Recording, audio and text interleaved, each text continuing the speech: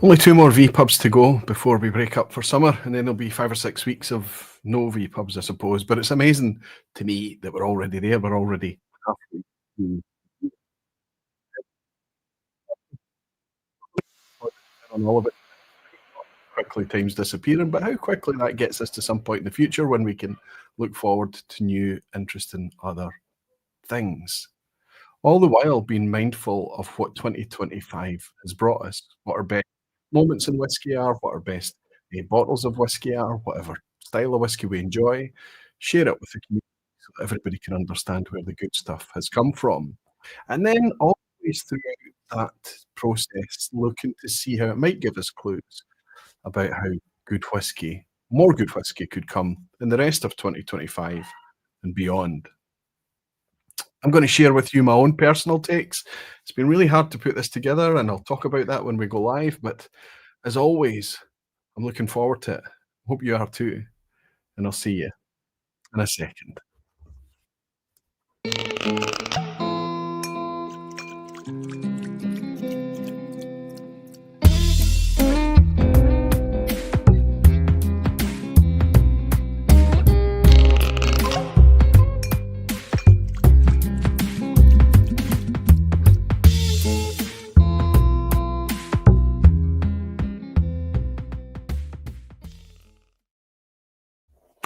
Hello, whiskey folk. Hello, everyone. Welcome to the vPub. Welcome to another Thursday night. Like I say, only this week and next week, and then everything goes dark for a few weeks across summer. But that's been happening every year since the vPub began. But I always end up with that kind of wee bittersweet feeling about it all. I hope you're okay with it. I've spoken to at least one other channel about stepping in and kind of shrinking that window a little bit. And I'll put it out there to my friends and peers out there on YouTube as well, if you're interested in taking a wee slot on the usual vPub Thursday night session, then give us a wee shout. It's nice if we can organise it so that we can all promote each other, and I can let all the barflies and dedicate barflies and beautiful whiskey folk and let them know where they've got safe harbour over the summer weeks.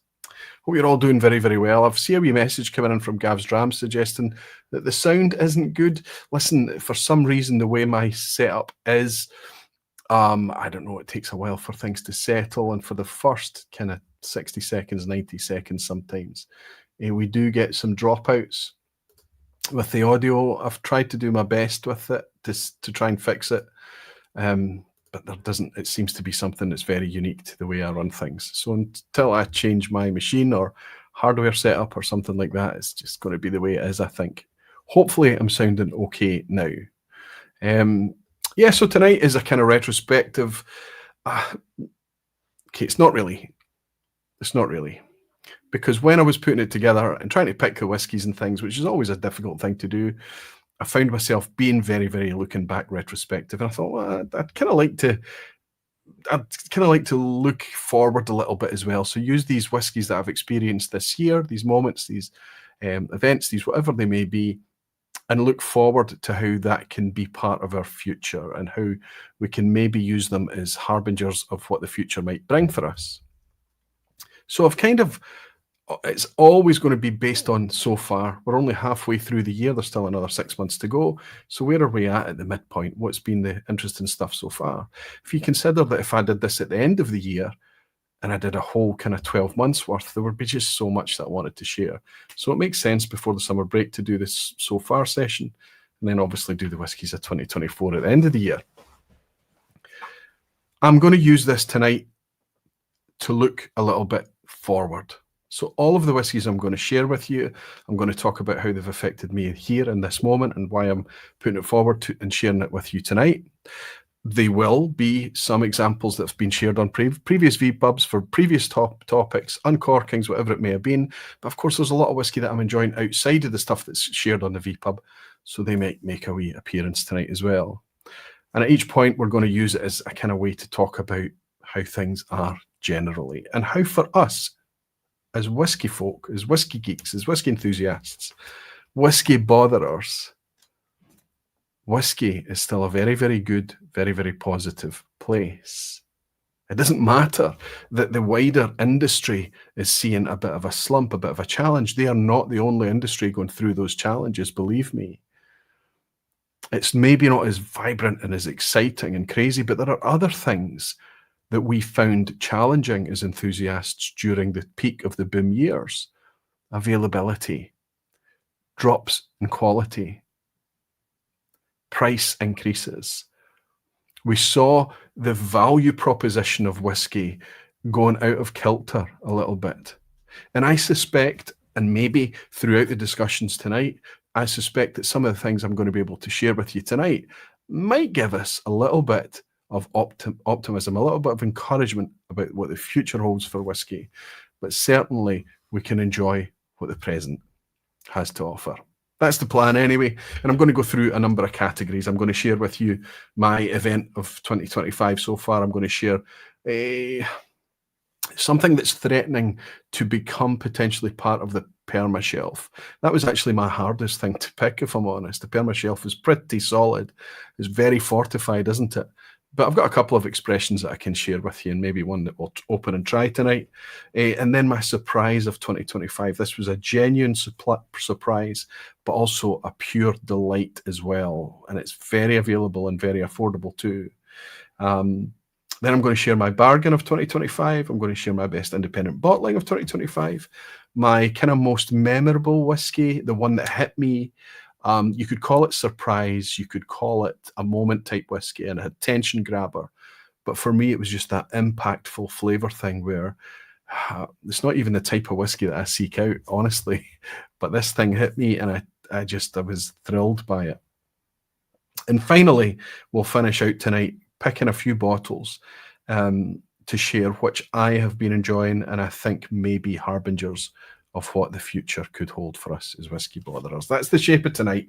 Let's get on with it. And before we get into all of that category by category, I'm going to share with you actually what the first thing is. I've uncorked behind the scenes before I went live tonight. I uncorked a bottle because it just made sense for this to be the first one that was opened, and I want to share with you in a second what that is. But I've got some in the glass to welcome you all in. Hope your Thursday night is fantastic. Cheers and welcome. Let's go in and see how we're doing. How are the beautiful whiskey folk and dedicated barflies trying to get my attention? Type Aquavitae or at Aquavitae.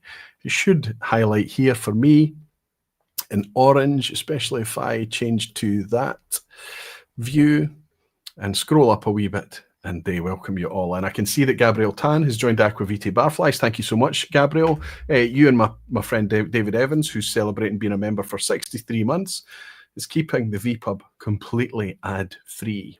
It's a wonderful, wonderful place to be. There's never going to be any ads on Aquavitae content. I never need to share anything with Google, thanks to you guys as Barflies. It's $1.99 to join through the YouTube membership. And as well as keeping it ad-free, you get a chance to get hold of channel-themed emoji and the wee loyalty Barfly badges too. Thank you so much, David, for your support. He's saying no whiskey tonight, just a cool iron brew. Is that because it's summer, David? I hope it's not for any other considerations, buddy, and I certainly hope it's something of choice. Nice to have you and nice to have you as a barfly. A regular wee drams come in from my friend David Hong in the States. Thank you so much, David. Really generous of you to buy me a dram as always. No comment from David, silent watcher, like the majority of you are, and I really do appreciate it. Nobody has to participate, but hey, if you want to come in and mention hello at some point tonight, maybe I'll get a chance to welcome you for the first time. Tim Powell's as well. I think that's Tim Powell's. I need to change this. It's Tim Powell's. Fantastic. He's bought me a wee dram to say a dram for a good steer. Loch Do. Lovely bottle. So glad to have it. Oh, now there's a bottle I haven't actually spoken about, Tim. But you might get me speaking about it tonight, especially if you buy maybe drams as a bit of encouragement. That bottle might make an appearance a wee bit later, Tim. Thank you very, very much for participating tonight. And thank you both to David Hong and to Tim Pills for your generous drams. Thanks to David and Gabriel for the support as barflies, and thanks to all you beautiful barflies. Cheers. My main support, the reason everything exists, comes from Patreon as well. And I asked my patrons what their picks of 2025 and it was really quite varied and spread all over the place. I think out of all the responses from the patrons, though, there's at least 2 of an overlap tonight, which strikes a chord with me too. So we'll get onto those in good time. Let's see how the chat's doing. Danny Hebbenson's in. Good to see you, Danny. Whiskey Weekend Dram. Harrow is here, so is Klaus Falsgraf, and he's saying, good evening, Roy. I've not been too deep into whiskey this year. I've liked what I've got so far, but a favourite, maybe the Ardnamurchan Mezcal finish, was the most interesting so far. I didn't pick up the Mezcal, did I? I don't think I did. I've got quite a few Ardnamurchans on my shelf right now. You might remember from the collections vPub a while ago, I admitted that the second most bottles, official bottles at least, I've got in my collection here is Ardnamurchan. And I think that follows and tracks with a lot of you out there who have connected with that particular distillery. Jerry Miller is saying, good evening, Roy. I may not make it next week and enjoy the break. Oh, I'm so sorry to hear, Jerry. I hope it's for a good reason.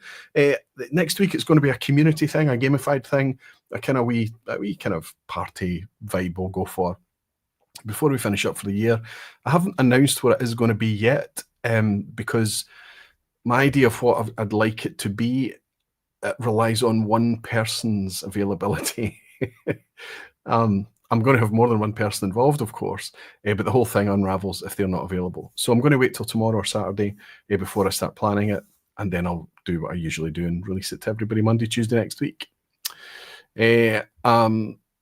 Karsten is here. Good to see you, my friend. He's saying, hello, Roy. Finally live at it again. We'll still need to work a bit besides, but we'll be excited to hear your picks tonight. I'm excited to share them with you. I do need to caveat a few things though, but we'll get to that after I've welcomed everyone in. I hope I'm mindful enough to remember it, actually. Mikey Hayes here. Good to see you, buddy. Always nice to welcome you in. He's saying, evening, Aquaviti, and evening all. And Darren, it's either Darren Ager or I think it's Darren Ager, isn't it? Let's go with Ager. Is it a hard G, Darren? I know you've probably told me in the past. It's nice to have you here, buddy. Good evening, Roy. Saying we'll have to catch up on the replay. It's off to Australia tomorrow. Have a good summer. Oh, I'm a wee bit jealous. I've never been south of the equator, my friend. I hope you have a fantastic time, Darren.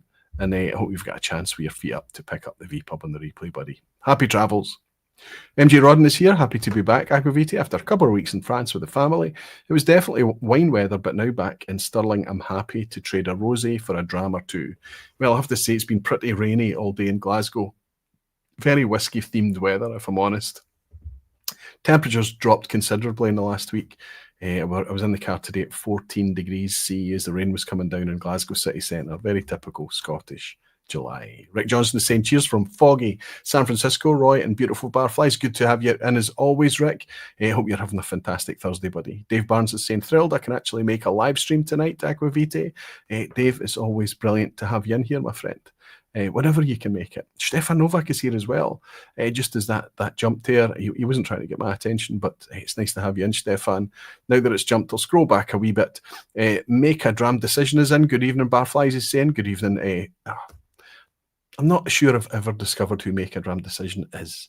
But aye, it's nice to have you here. It's nice to welcome you. My friend Multi-Mission Menno from Belgium, he's saying, we're Radiant Aquaviti, especially when we are tagged. Fantastic, buddy. I've invited Menno to close out the quizzes at the end for next week as well. And he's up for it. So I'll get to participate in the quiz at the end. It's been a long time since Menno was on. I think it was probably Christmas time. So I'm looking forward to that. Arnie Tiger is here. Good to see you, Arnie, saying it's interesting what you come up with and your choices in the categories. Good.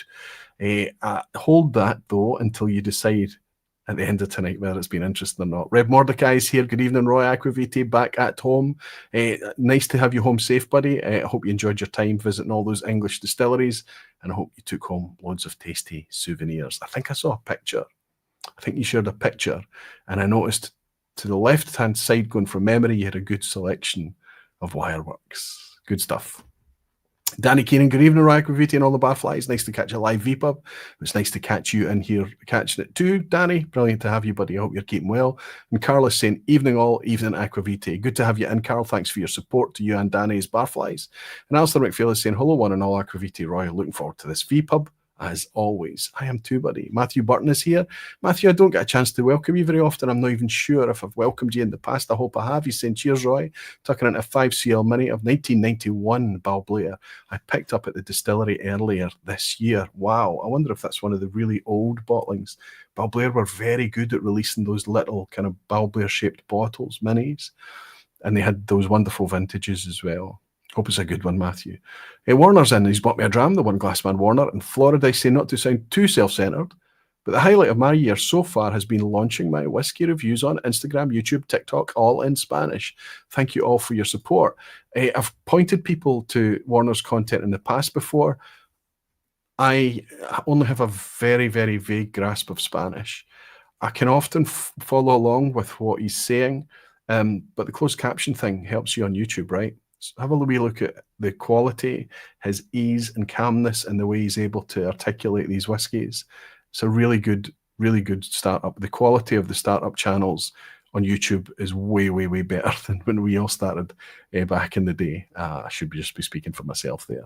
Warner, I wish you the very best of luck with it, my friend, and thank you very much for your generous dram. Cheers, buddy. We had the Mezcal in Limburg, says Peter Aquavite. Oh, no, I'm familiar with it, buddy. I tried it. I know it quite well. I just don't know if I invested in a bottle of it. Falsgraph is saying you did have a sip at the tasting in Limburg, but yeah, you did not pick it up. All of you guys have better memories than I do. Stevie O is saying chuffed that be here, Aquavite, after Stevie O is broken off. I'm glad to have you here, Stevie O, as always, buddy. And Sally Antonavi. Looks like a new name, Sally. He's saying, hello, Roy, another silent watcher here. Greetings from Frankfurt. We've got quite a few barflies in and around the Frankfurt area, Sally. It's really nice to welcome you in, buddy. I hope you're doing well. I love your city. Codger is saying, Aquavite, evening, Roy, and good evening, barflies. Even you, Frank. Good to have you in, Codger. And Arnie Doodle Dram is saying, Aquavite, so nice to see you and all your awesome barflies again. Looking forward to seeing what drams everyone else celebrates this year so far. My year's top discovery is a refill Glen Elgin. I suggest that's going to be that 11-year-old whiskey selection, potentially. Which was a cracker. Mark Slinger is saying, good evening, Aquavite. Mark, how are things up in Speyside, buddy? Good to welcome you in here. And a couple of sign-ups here. I've got Bobby, who's just joined the Barflies. Thank you very much, Bobby K. Thank you for your support. $199, €199, £199 or whatever to be a member of the Barflies. That comes off monthly, of course, and that's you keeping it all ad free. Enjoy the emoji and things like that, Bobby. Thank you. Cesare the Fly Mucha celebrating being a Barfly for 26 months, and he's saying, good evening, Roy. And Barflies, I will catch a vPub recording. Cesare, thank you so much for dropping in to say hello. And thank you for your support as a barfly. Okay, let's go on. Keith McKenzie saying, Aquavite. Evening, Roy. Nice to be live in the vPub. It's been a while. My whiskey of the year so far, he's got that as an acronym already. My WOTYSF is the Glengoyne White Oak, my summer sipper. I have to say, it was a shortlister for me, the Glengoyne White Oak. It's a non-age statement, Glengoyne, fully ex-bourbon cask matured. But the presentation, fully natural colour, non-chill filtered, no age statement on there, but 48% ABV, made it a really, really good quality product. Loving it, and it's been a long time since I've been excited about anything to come out of Glengoyne. Sorry to caveat with the negativity. I'm supposed to be staying positive tonight. But Keith, I'm glad you're enjoying it and discovered it too. Alex T is saying greetings from Latvia. Wonderful to have you in, Alex, all the way over in Latvia, buddy. I hope you're comfortable. You're, what, an hour or two ahead of us there in Latvia? It's nice to have you in, my friend. It's nice to welcome you to the vPub. David in Portugal is saying, okay, whoops. Sorry, David, I'll get your comment back. I don't know if you've watched the latest Dramface episode. It was a masterclass of entertainment. Could watch those guys talk for hours. Sadly, it drops as often as recycled reviews, lols. David, I don't mind you having a wee go at me.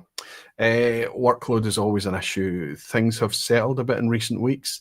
I'm finding the space before we come into, obviously, summer season and things. I'm finding the space to catch up with a lot of editing. I hope that means that before I go for my summer break, I'll be able to do something so that at least over the summer break, you guys get a recycled review out of me too. Thank you for the nudge. And Dan is saying, don't attack Roy where it hurts. And that's another poorly disguised hint to do a recycled review. I'm getting the hints. I'm getting the hints from all of you. Cheers and welcome, everyone. Let's caveat tonight, and this is really important. I don't want to say I agonized, but it's a consideration for me that's significant. As I've been welcoming all the barflies there, you can see from Portugal and from Canada, from down in Australia, from all over the planet. That brings with it a consideration on my side to talk about products that people can get a hold of. That tends to mean that it's probably going to be leaning towards official bottlings. It's probably going to be leaning towards things that have a big enough outturn to make it across the planet. And I have tried over the course and the life of the vPub to make that not an ethos or a philosophy or whatever, but make it something of a consideration. However, I think that you've seen over the years of the vPub that what's actually the only thing that can keep the vPub going is for me to pick things that I want to talk about. And that means picking things that I'm passionate about, things that I can be genuinely honest about. And when I look at the camera, imagine all of you and say, I am loving this. The only way to do that is to tell the truth about what I'm loving and what I'm enjoying. And sometimes that means that it's a tiny little outturn that hardly anyone's managed to get a hold of. Sometimes that means that it's single cask. Sometimes that means that it's even if it's a large outturn, it may be a large outturn only for certain markets, maybe at an extreme end, even UK exclusives. However, what I do want to say is I want to talk about the fact that even if it's things that's kind of getting my juices flowing and that kind of thing, if you know that that's the priority there, even if it's something that you can't get locally, you can either consider looking into auctions, people that will ship internationally. If that's not open to you, you can look at retailers that will ship internationally. And if that's not open to you, you can look at the mule network. And if you don't fancy it, making the connections necessary to get people to pick things up or do swaps and trades over the mule network, you can maybe be aware of the good stuff when you travel. And that doesn't necessarily mean traveling to Scotland. It could mean traveling to anywhere in Europe. It could mean certainly the UK, certainly Germany, Belgium, Netherlands, places like that have really, really good stocks. And if you turn up there forewarned and forearmed about general quality of independent bottlers, general quality of distillates, general quality of official bottlings, value, price, all of that stuff, hopefully you're in a better position to make the right decisions, to put the right things in your suitcase to take back home. My point, I say all that to say, I always want to do vPubs and feature things that I love, that I'm curious about, that I can genuinely evangelize about. And that's what's forced the content tonight. So if I do end up with people seeing things that they can't get a hold of, understand that vPub will never be designed to sell bottles. It'll never be designed to instill FOMO in people. It's just here to celebrate whiskey. And that's the focus of it all. Some drams come in. Jim M, thank you so much, Jim. That's a super generous dram from you, buddy. He's saying, Aquavita Roy, can't stay live long tonight. We'll catch you on the replay. Enjoy your break, Jim Morse. Thank you very much, Jim. I hope we maybe get a chance to see you next week. If not, buddy, I hope you have a fantastic summer. Thank you for your generous dram, Jim. Cheers. Ted Brooks has been super generous and sent out 20 Aquavita gift memberships to 20 random barflies out there in the chat in the background. If you've managed to get yourself a barfly support membership, you don't need to keep it going, but I would be very, very grateful if you considered doing so. Rick Johnson has also bought me. Is that another dram tonight, Rick? Is that the second dram? This is on behalf of Peter Lee, who would do it if he could. Of course he would. He's still at work. He might join us a wee bit later. Fantastic. Thanks so much. This is Alan is saying, I'd rather experience a limited bottle vicariously through your review than not have you talk about it in the first place. I love that spirit. I really do. And Peter Lee is here. He's saying, you know me too well. So he's probably just spying on his phone while he's still working late tonight. Good to have you in, Peter. Rick Johnson, that's a lovely gesture. Thanks to you and Peter Lee. Cheers. Or the Lees, Peter and Denise. Okay. So I'm going to share with you, kick things off with a thing that I've poured tonight. This was discontinued a couple of years ago, or at least we thought it was going to be discontinued a couple of years ago. And then what happened is that it appeared last year as an annual release. This is a bottle that I can, to a certain extent, credit with the beginning of this channel. One of the first, when I was trying to put a video together, and I was trying to come up with an idea of, would I enjoy putting a video together? Would I enjoy seeing myself on camera? All of that stuff. Could I cope with it? It was this bottle that inspired the topic for that very, very original first video. It was a very obscure whiskey. It was obscure in its description of itself. It was a strange thing. It was something that was, I think, a difficult sell when it appeared 25 years ago, but created and kickstarted a demand for a category that arguably didn't even exist. It was at 43% originally. I'm glad to see that that's changed a wee bit now. Not that it makes the same difference to this whiskey here, because it's not a bottle of malt whiskey. This is a bottle of grain whiskey. This is actually a bottle of blended grain. This is Compass Box's Hedonism. Now, I've always had a wee soft spot for Hedonism. I quite liked it. And if I'm honest, the reason that I've been open to enjoying the occasional grain whiskey from time to time has been because of the positive experience I've had over the years with various bottles of Hedonism. Now, I've not had it for quite a few years. The last time I bought a Hedonism is pre-COVID. I have to say it's pre-COVID. I got to try last year's release, which was ex-bourbon right up my street. But it was a wee bit, it was also expensive. This one's quite expensive too. I just felt that there's no doubt there's going to be older grain in there. There's going to be lots of, I just felt that there wasn't enough there. And I held off at a time when I didn't want to spend, I think it was £80, £85, something like that. That ex-bourbon thing. And also for £85 will buy you potentially a 25-year-old single grain, a very good quality one. Pay a wee bit more, maybe £95, you can get a 35-year-old single grain. So the Hedonism was a blended grain, non-age statement, but I guarantee you the quality of the whiskey that goes into making it up every time it's released, whether it was the old batches or the more regular or the more modern contemporary annual release, they're agonized over it. It's very, very well put together. This one was a wee bit different. This is not ex-bourbon. This is actually ex-bourbon and then married or put together in Marsala wood. It's not the type of thing that I would typically go for, but what I'm hoping here is that, as well as all those kind of sweet toffee, custard caramels, all the kind of typical sweeter grain flavors might have been offset with a wee bit of spice. So I went for it. I paid £85 for it. It was delivered this week. Sitting there looking at me, I'm wondering what I'm going to use it for, what content is going to. I said, you know what? Let's have a wee go at this tonight. Let's open the vPub with this. So that's the dram I've welcomed you all tonight with. I have to say, there is a wee bit of wood spice. There is a wee bit of kind of sandalwood and cedar wood, that type of thing.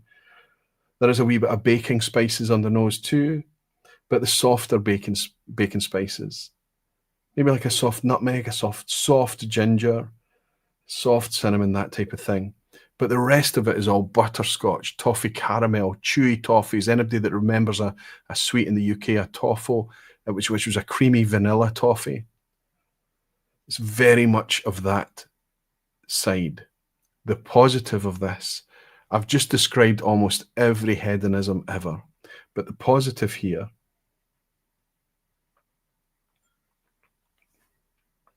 is a lift in ABV.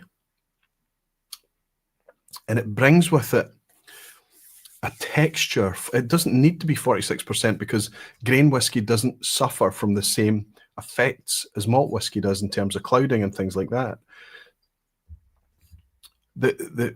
What I think the ABV is doing here, it's bringing, I don't want to say grip, but it is a little grip here. The way I want to say it is it's almost like a richness and a slightly, it's not creamy, but it might be kind of a velvety lick. Where the other one was quite creamy, fruity, and light, very light, this has suddenly got a bit of density about it and a bit of texture on the palate, which I think maybe the previous Hedonisms didn't enjoy. However, would I recommend you go out and pay £85? Look, if this is there and you don't have a lot of grain whiskey available to you wherever you are, this is a good one to try. It really is. Nice flavour, nice quality, very well balanced. But you can get, for the price that I paid for this, you can get a 2.5, 3 decades old single grain from an independent bottler. One may not necessarily be better than the other. The majority of this is made up from Cameron Bridge and previously married. You can download the fact sheet from the website here, and this is mostly around this side. All of this around here is Cameron Bridge, and the rest of it is previous vattings, previous marriages of single grains intended for hedonism. And I think if you send them a little email, they'll even tell you what ages that they are. I didn't do that. I don't know if they still do that, but certainly in years gone by, they used to do that thing. This is clearly a very good quality, very easy to enjoy whiskey. But at £85, I hope that what we're sipping here has decent age. There's not a lot of there's nothing obvious to me that shows a lot of age there, but that can often be the case with single grain whiskies.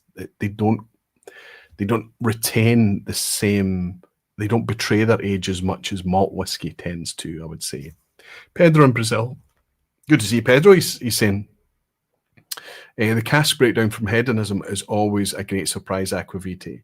I maybe should have sent them a wee email before I went live with this, but it was a kind of last minute decision, Pedro, and I could have shared with you what the ages were, maybe, if they were willing to share it. Paul Hyam has joined the Aquaviti Barflies. Paul, I would like to thank you for your support, and I'd also like to thank you for your recent support on Patreon. That's where you're making the real difference, Paul. I hope you enjoy keeping things ad-free, being a member of the Barflies here tonight and getting access to all those emoji, Paul, but it's wonderful to be able to welcome you into the vPub as well. Thank you, my friend. Nice cat too. Jean Kelly saying Aquaviti Compass Box Hedonism was $115 here and only offered at 43%, not looking like one I'll buy. Yeah, remember the grain whiskey, that ABV doesn't mean the same. You're still getting 43%. It's still the same amount of alcohol, but there's not the same considerations in terms of chill filtration there with ABV. If you're getting 43%, that means that you've either got last year's annual release or older editions of Hedonism from 2023 when it was discontinued or before. I don't blame you for holding off. No problem at that price. Understood completely.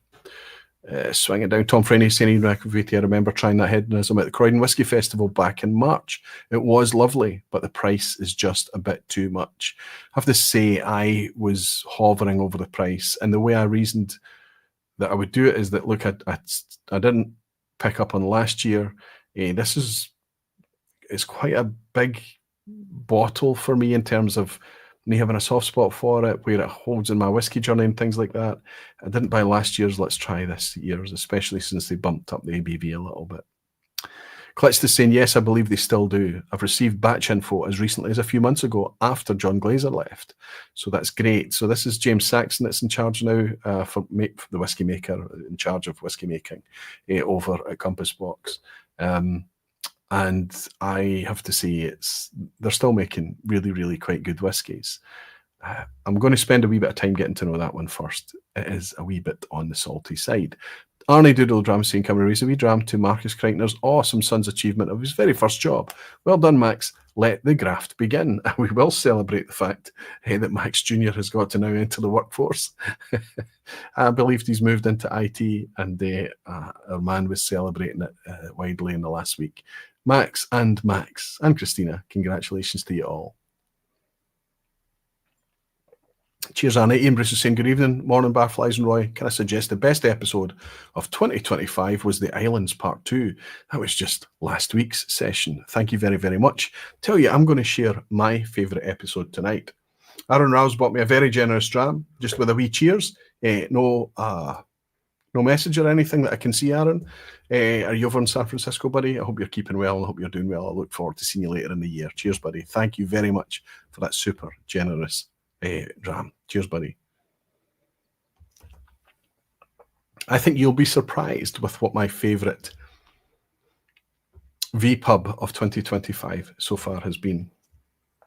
All right, let's get into the first of my categories, okay? I'm going to just share with you what my favourite event was of 2025, and there are quite a few events to talk about, but 3 of the big events, the ones that involve travel or arrangements and things like that, was, of course, the annual trip to Limburg. Was fantastic, just amazing. Easy to talk about that. One of the whiskies I'm going to share with you tonight is an event whiskey from that event. And I hope that I'm in a privileged position to make an annual pilgrimage to Europe every year. It's been Germany every time up until now. I can see that continuing. But as long as the family allows me that time to go away and take 4 days to go over to Germany just for whiskey fun every year, I love it. And if it's going to be Limburg, fantastic. If it's going to be Interwhiskey in Frankfurt, fantastic. If it's going to be Nuremberg, fantastic.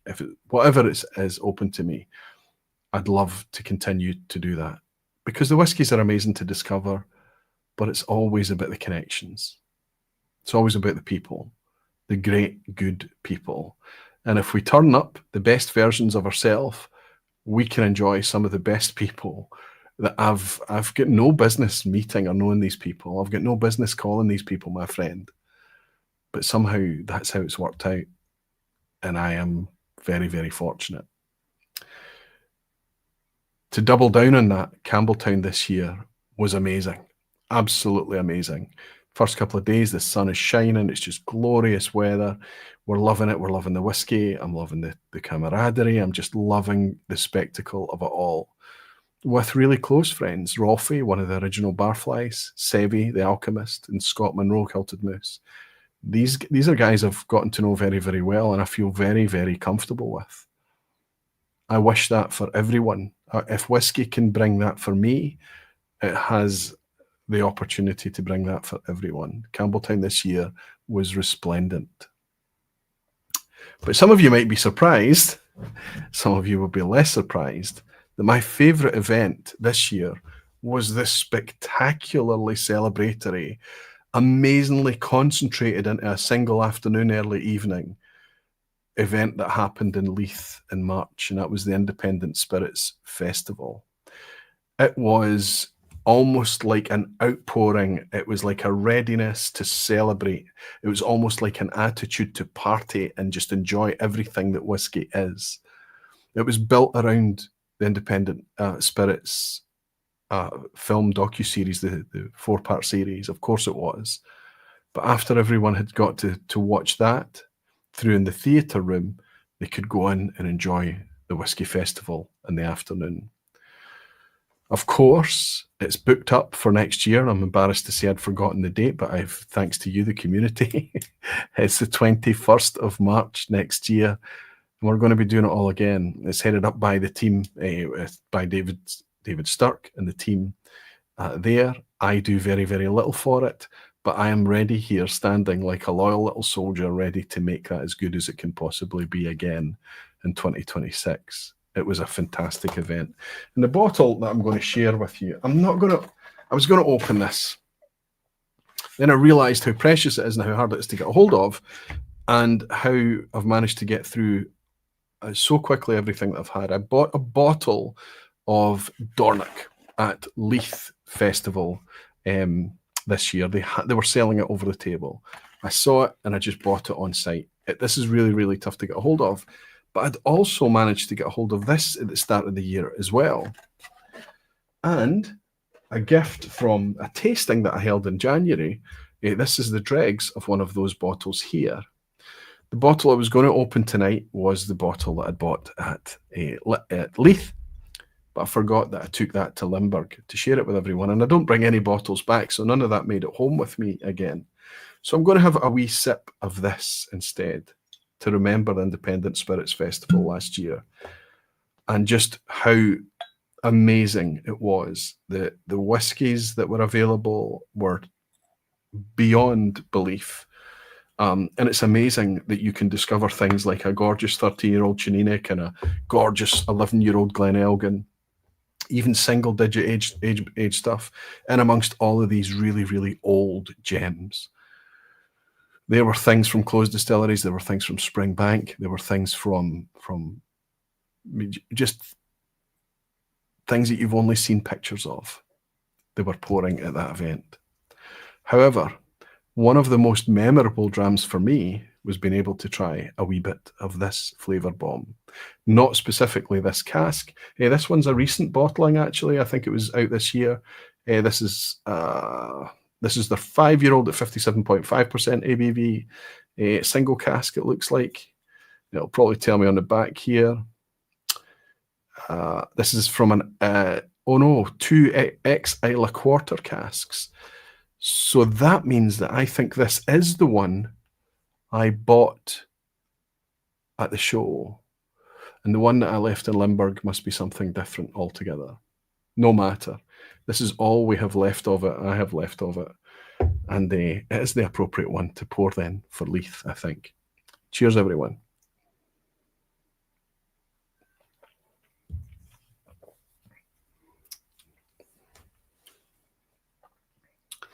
It would be appropriate to use words like delicate and balanced and precise and things to talk about this whiskey, no doubt. But for me, it's always a big, big impact. It's difficult to parse things out. You need to really slow down, take small sips, and take your time with it. There's lots of fermentation forward things to unpack first. There's lots of grain, there's lots of malt, there's lots of creaminess, there's lots of body and weight and texture. Then you go on to adding a little bit of drop of water and things, and it just flickers and flashes and changes and switches on you. Like I said when I opened up tonight, there's going to be a few bottles that I'm going to share with you that have really, really gripped me in 2025 so far that you're not going to be able to easily get a hold of. But at some point, whiskey will find you. And that's not going to be a motivation or something to deter me from sharing it with you. I'm not going to be motivated by things that only people can buy, and I'm not going to be deterred if you can't buy it. It's going to be very tough for you to get your hold of this stuff, but for the determined out there, it's possible, and it's gorgeous liquid. If we're going to talk about a little bit of everything tonight, being focused on this is the best so far, and then considering the future. If this is what the future of Scotch whisky is for whisky enthusiasts and geek and those in the know, those that care to follow, and those that care to spend £100 on 50 cl of this liquid, and then be grateful and want to line up in order to buy another a second, that's a good place to be. This is not malt whisky as we've known it in the past. Not in the recent past.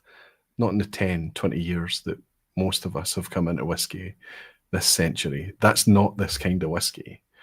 This is a futuristic style of whiskey produced with a nod to the past. It's very, very modern and very, very traditional, all in one breath.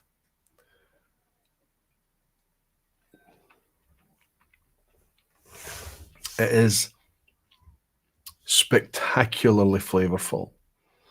I've given glasses of this to people that are fairly new into whiskey, or let's say friends that are a little bit more casual about their whiskey consumption than I am, and they are struck by it immediately. They know that they're sipping something different, and they know that they sip something that grabs their attention, and it's fantastic.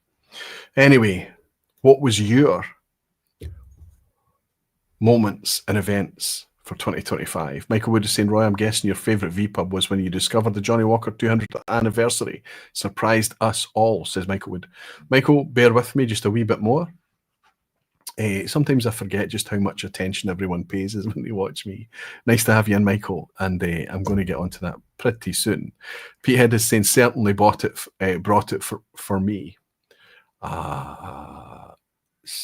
certainly brought it for me. What are you talking about? The Dornoch? Jeff Whiskey saying the Independent Spirits Festival was just magical and uplifting. Jeff, I hope you're going to make the effort to be there again next year. It was brilliant to have you there too. John Ginger Genius is saying Campbelltown. The people every year and the weather this year made it all the better. It was just glorious, wasn't it, John? And especially Springbank Day. Rick Johnson is saying, I absolutely agree, Roy. Independent Spirits Festival was totally memorable. I forgot that you'd travelled as well, Rick. My goodness. Highland Hamish is saying, Aquavita, I've been saying Leith to my laptop for the last 2 minutes. Never in doubt. Good stuff. Good stuff. A popular one for the people that were there, at least. And I know that a lot of people missed out as well. Leith was mega, says Peter Lee. Denise loved it. And I hope maybe you're going to get a chance to experience a wee bit more than you did. I know you were there helping out and stuff as well, Peter, but obviously work is a focus for you, buddy. Herben is saying, good evening, Barflies and Aquavitae. Bit late, but very nice to still meet up with you. Herben, we're looking forward to welcome you in Glasgow later in the year as well. That'll be a first coming up too. Harrow is saying, best event. Oops, jumped. Herben is saying, my moment was the Imperial 27-year-old in Limburg. Imperial, at the age that it's at now, obviously everything is going to be well aged now in Imperial, right? It's going to be 20 years plus, unless you're buying an antique bottle that's been bottled a wee while ago, maybe. But it's spectacular stuff. It really is. Whiskey with Molly Bennett saying loads of great events in 2025, but my highlight was my first trip to the Wee Toon with Jim and Lee J just a couple of weeks ago, and no doubt that you had an absolute blast, Ben. Whiskey Weekend Drama saying the best event is coming Saturday with the Dutch Barflies. One I can attend with the busy home. Harrow, that's exactly it. It's always got, and it's always made a wee bit more special because we know how precious it is. It's not easy for a lot of us to just take time out and go off and do whiskey indulgent things, but when we manage it, it can be spectacular. Klitz is saying the Dornoch is the first one so far I've been able to try from a friend that snagged a bottle in the raffle. So the raffle he's talking about, it's a ballot. So you have to win the ability to buy these bottles. They're trying to just be as fair as they can, given how precious and how little of it there is. Fascinating stuff, but I'm not sure I'm completely in love. So that's Klitz trying a bottle from his pal. I think it's one of these things that you do need. This is going to come up in discussion tonight. There's a couple of bottles out there that I tried in 2025 and I thought, they're good. In fact, I don't have them here, but I need to talk about them. And I only realized how good they were once they had time to stretch and breathe, and once I had time to build up a wee bit of a relationship with them. And isn't that so familiar? Isn't it so much part of whiskey? It's why this vPub tonight is quite nice, because almost all the vPubs are me kind of uncorking, glug glug, first impressions, share my, and just have a bit of a chat about them. But tonight, although I will uncork a couple of new things, the majority of tonight is going to be focused on things that I've got the chance to get to know. Like Klitz could probably, no doubt he would take the opportunity to spend a bit more time with that precious Dornoch, right? Doodle the Drama is saying the Independent Spirits Festival sure was incredibly brilliant, albeit totally overwhelming, to be honest. Felt like a deer in the whiskey headlights. Well, it was a good place to cut your teeth, buddy.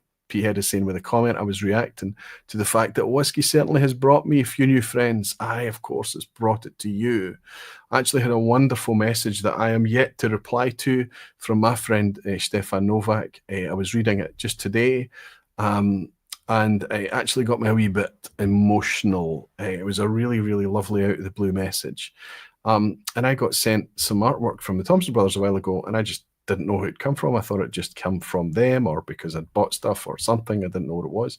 Turns out it came from Stefan. It was a gift from him. So I'm going to take a wee bit of time to reply.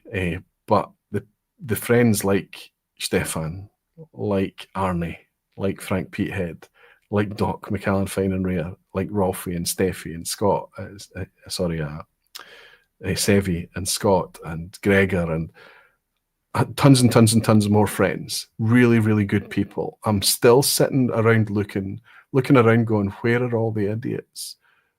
whiskey is doing a fantastic job of bringing the best people together. Here's one here, Jenny Mitchell.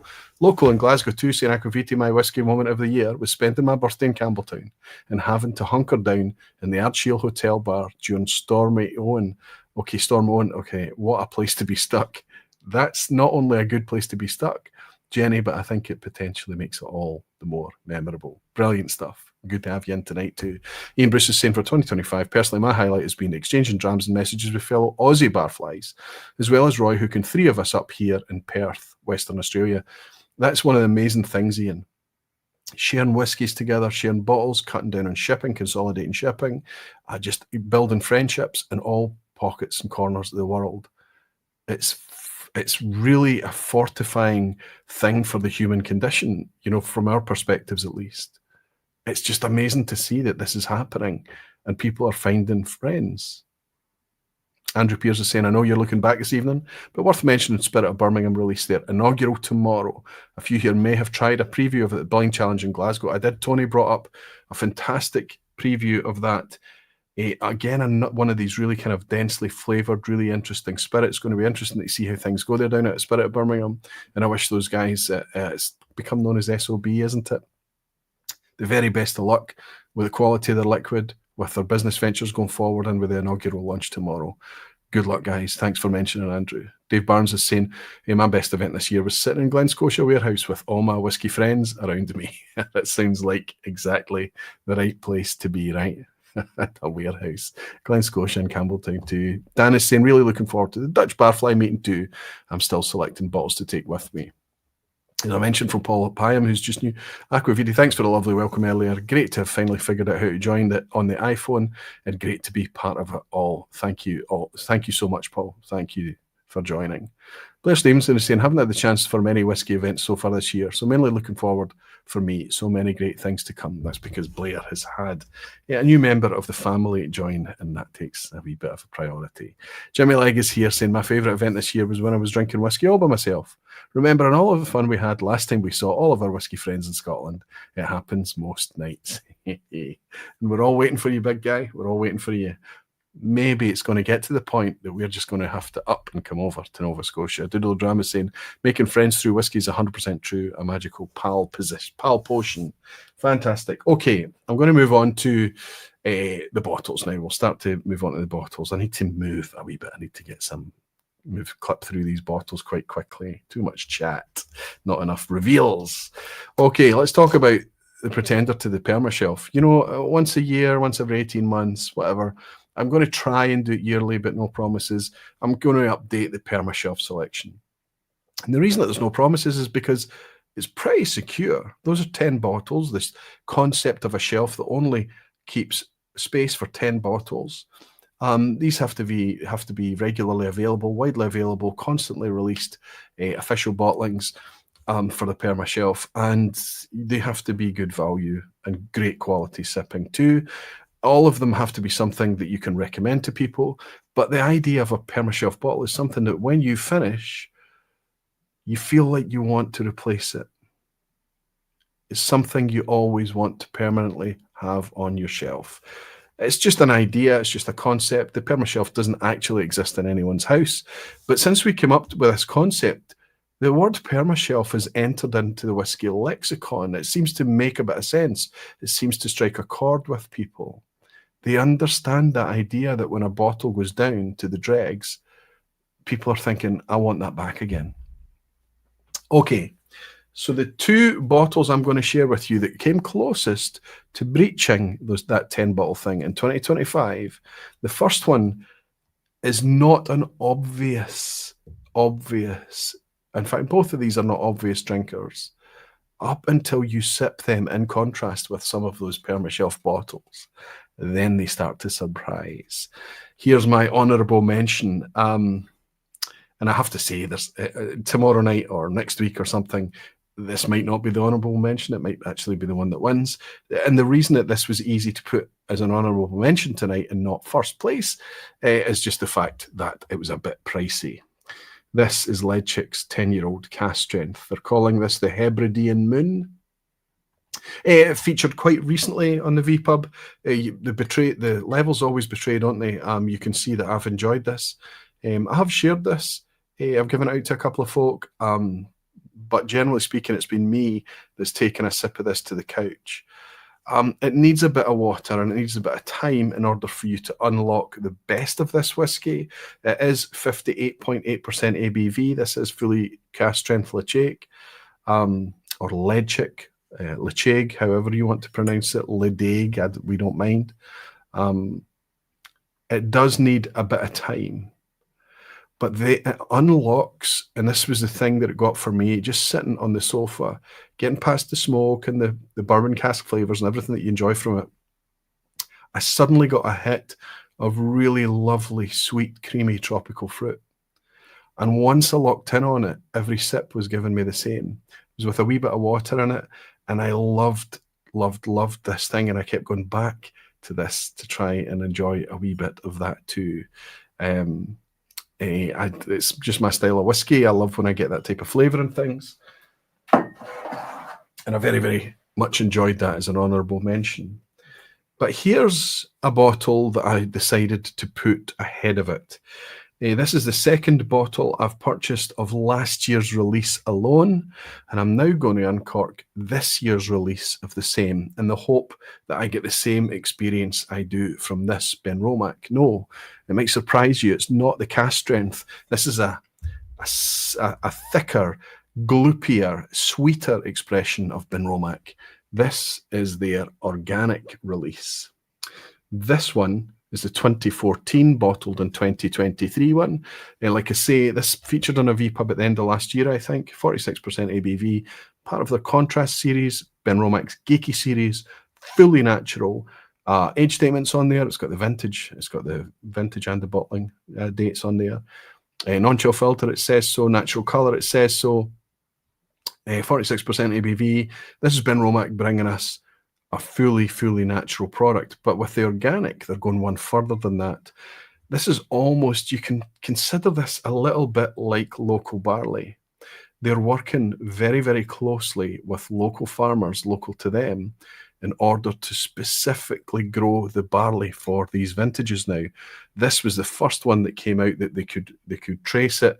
The field was actually planted for this purpose. So it's a little bit akin to like Springback's local barley and things like that. But the reason that it beat that Hebridean Moon tonight quite easily, quite nothing to do with flavour profile or anything, this is now down, regularly down, I think the RRP for this is about 65. But you're regularly able to pick this up because of what's the dynamics in whiskey today. You can pick this up in the 50s. Maybe the RRP is 60 for this. So this is an 8-9-year-old product, okay? But I want you to think about this. If this said the words local barley on the label, I think that we wouldn't blink an eye at 60, 65 pounds for a bottle, right? So we need to think about this a wee bit differently. Let's get the specs on this one first, actually, because this is an update. 2015 distillation, 2024 bottling. I think it was late. It was released last year. I'm only just picking this new batch up for the first time. Again, same specs as last year, non-chill filtered, natural colour 46%, as I say. It doesn't say, it talks about the UK Soil Association accreditation. Benromach Organic is matured in virgin American oak and gives sweet, malty notes with creamy pepper, banana, coffee, and cocoa flavours. When I opened up with this talking about the kind of gloopy sweet side, because of the nature, it's not just the barley that has to be organic, everything in the process has to be. So that means that like last year's, these are both from fresh virgin American oak casks. I've put that a wee bit too close to the edge of the table. I don't want things landed on the floor. Let's have a wee sip. So I feel like in 2025, I could have put forward any of the Benromach Contrast series and said, these are really good quality whiskies, fantastic sipping whiskies. But I think we're a wee bit distracted now by, are we going for the air dried or the kiln dried? Are we going for the peat smoke and sherry or just the peat smoke? Are we going for the Caragold barley?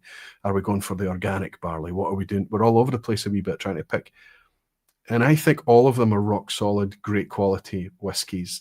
that somehow managed to convey that really quite robust, strong, bold Benromac character through them all. And I want to once more appeal to Benromac to say, thank you for all of these, but since your official range remains chill filtered in at 43%, 10, 15, and 21-year-old, and you're bringing us that lovely, that charmer, that fantastic barn buster of a cask strength, can you do something with the contrast range to bring out something that's more of a core range, that works to bring together the strengths of all of this? Can you create a whiskey from all of these individual side projects that you've got going on to bring us a really rock solid, fully natural proposition at an affordable price point? Something that just sits right under that cask strength, maybe? I'm not using this to soapbox. I'm using this to be grateful.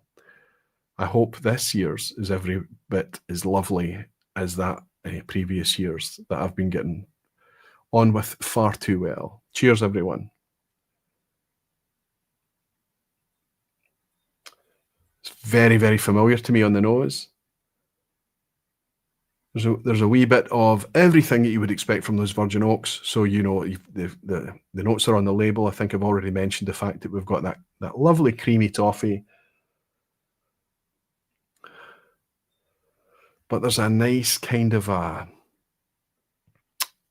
cocoa, mocha, coffee chocolate type thing too. Maybe coming from the cask.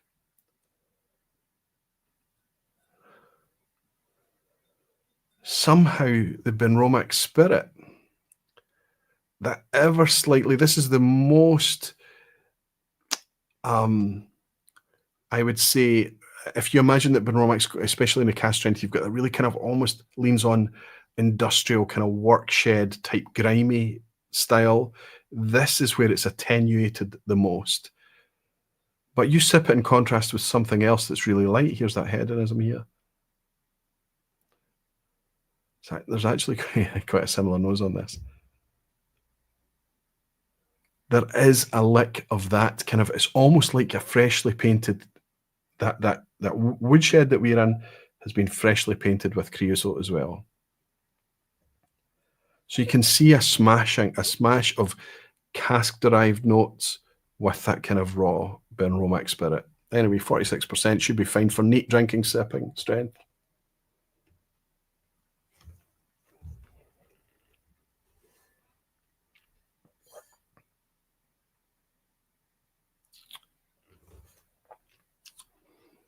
I need to sip the two of them side by side, almost indistinguishable to me from last year. Exactly the same style of whiskey. Lovely body, lovely spice, lovely mouthfeel, lots of oak flavours, definitely, but not overpowered. This is an 8 or a 9-year-old whiskey. So when we look at new distilleries coming up on board and we talk about their whiskies and how they're aging, whether it's a bit younger than this, similar age, a wee bit older, this is standing up as a legacy distillery saying, no, we're not fazed by these new super flavor forward distilleries coming up. We're doing great things on our own, thanks. We've got a really strong, bold flavor proposition here. We've got a unique spirit and we're going to show it off in different ways. And you know what? We're not afraid to play with organic grains, bring them up completely separate, do completely separate campaigns, distillation campaigns for organic spirit, and put them into fresh, organic oak casks as well. So there's a bit of confidence here too.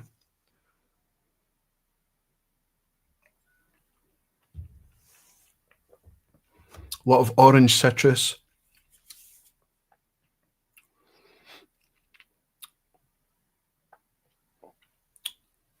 Strong, bold, comfortable, confident, modern Scotch whiskey. That's what this is. 55 quid. And I have to you have to imagine the complexities that come with trying to do a field to bottle project even if you're using contractors, growers, maltsters, all of that, in order to realize it, you have to realize just how difficult that can be. George P has bought 10 Aquavitae gift memberships for everyone. George, thank you so much for your generosity. Thank you for being sharing the generosity with the rest of the barflies that are in tonight. Cheers, George. So there we have it. I think, and I had to pick one of the contrast series because I've become so close to it. Generally, is a range of great quality products, reasonably priced too. Everything that we ask for as enthusiasts on the bottle as well. I had to pick one to put forward as something that I would always have on my shelf, at the risk of breaking into that 10 strong Permashelf lineup that I shared with you last year. And I would say, out of that lineup, I think the one that I would hang on to and the one that I would take away would maybe end up being, bizarrely, it's not what I would imagine until I'm enjoying it, because it's virgin oak casks, right? Is the organic. Really been quite pleased with it. Clutch to saying I have to get a hold of one of the new organic releases, but that unpeated release really charmed me. I wouldn't mind having that as part of the core range. Everyone is saying maybe they're testing the taste buds with the contrast series, dipping their toe in the integrity market. I don't doubt that they are doing that a little bit as well. I think the more that we speak about it, the more that we elevate that, the more that we get it enjoyed, the more that we get that feedback back, the more they can understand they're doing the right things. Right now, it's tough for all the producers. There's a lot of whiskey sitting on shelves right now. That's the truth of it. Outside of whiskey, Pink Barfly, have you had a wee name change? He said, I've been living in a van for the last 3 years and I've just moved into a bothy. Wow. Finally, I have a shelf that I can hold bottles. Time to plan the Permashelf. Well, here's to that. That's a fantastic thing. I quite like the idea of living in a van from time to time, right? A wee bit of escapism and stuff. But I'm sure that's a planned upgrade for you. Hope things go well in the new home. Permashelf and all. Cheers. Ian Bruce is saying, just finished the documentary on someone I never heard of, called The Liver King, and for some reason his actions and elaborate stunts reminded me of those brands who hide the truth.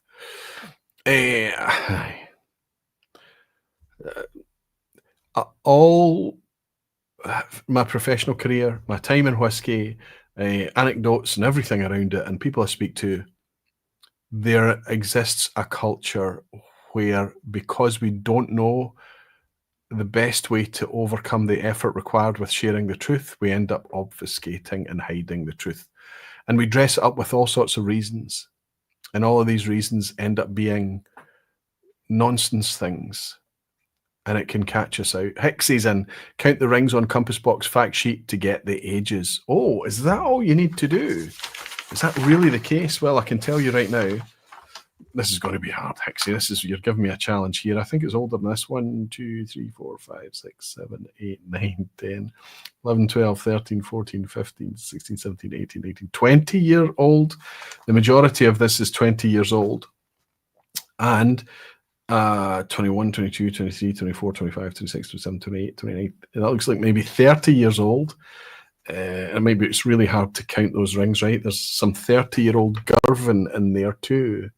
Hopefully that can focus a wee bit and let you I don't know if that will.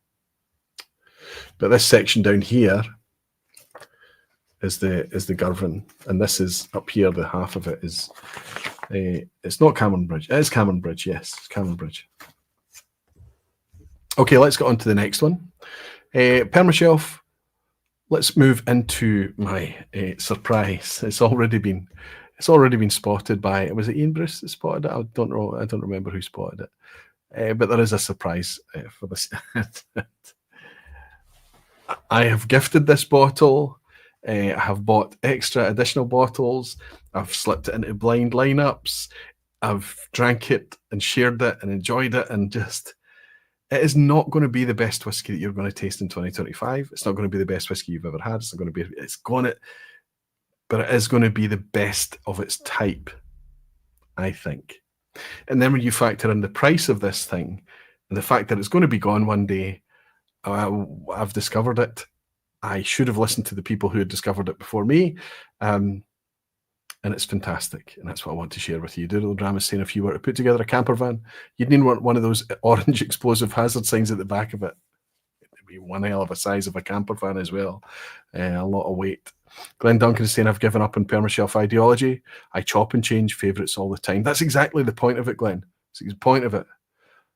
But through me sharing a Permashelf with all the community out there, it's nice to have you in, Glenn, is that it inspires other people to maybe try things that they haven't ventured forward with yet. So if it's something that I'm willing to replace on empty, that's super encouraging for people out there. It's not just that he's enjoying a bottle, it's get draining down there, and before it's even finished, he's buying a backup. That says so much. Everyone's saying maybe that's a category. You just don't buy one, but 2 or 3 at the same time. This bottle that's coming up next is, and it's 1 in 100 for me, 1 in 100, maybe 1 in 200 more that I would ever consider buying more than one bottle. That's crazy. But I did it with this, and I may do it again. The only other one I can think of is Thompson Brothers TBBSW, the 6-year-old. And I would buy 2 of those at a time or something like that. But I did it with this one too. This is my surprise bottle. And it came from the most enjoyable vPub that I did in 2025. And I'm not saying that just to be out there, to be odd or be, you know, I finished that vPub and thought that was a remarkable flight of whiskies, and I loved every one of them. In that vPub, I shared with you the Port Leith Perpetuity blend. I shared with you the Living Souls 15-year-old blend. I shared with you this whiskey. This did not get my favourite of the night, but it's since become absolutely my favourite. This is Johnny Walker's 200th year celebration blend. 51% ABV. It's about £55 a bottle. It's non-age statement. We don't have any details over it. It's a screw top. All of these things. I'm going to pour some in the glass. Just a wee drop. Don't let any of those things put you off. Like I said, it will not be the best whiskey that you've ever had. It will not be the best whiskey you've had in 2025. It's probably going to be the best Johnny Walker that you've ever had that you can afford. It is, they have put together for this 200th celebration that came out in 2020. This is Old Hat. To celebrate 200 years of Johnny Walker. It comes in a marvellous box as well. I don't keep the boxes, you know, but it's nice. They've got a picture of the Kilmarnock store in the backdrop. You give this to people, and there is a bit of light spice about it. There is a bit of a clue, a hint towards grain in here, but this is malt heavy, and the malts that they've used in this, I'm convinced, are very, very high quality. There is so much that we love about Highland whiskey, good quality Speyside whiskey, at a very, very mature, well-balanced age. I'm thinking mostly teenage. That's the vibes here, but I'm speaking 15 to 18. Really good quality, lovely fruit, lovely balance and gentle spice, and somehow just so reassuring, comforting, inviting.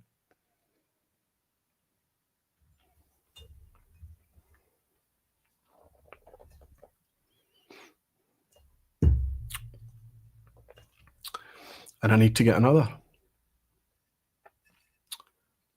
It's been a revelation for me to discover this year. It's just so, it's no doubt that this is not out there. It's not an extreme of any bandwidth. If you're looking for real character and big spikes, a jagged experience, you're not going to get it. Not here. What you are going to get is the sense of something almost Japanese about this in style, just put together so well. You can't do this using average or poor quality stocks. You can't. They've had to put good quality whiskey in this.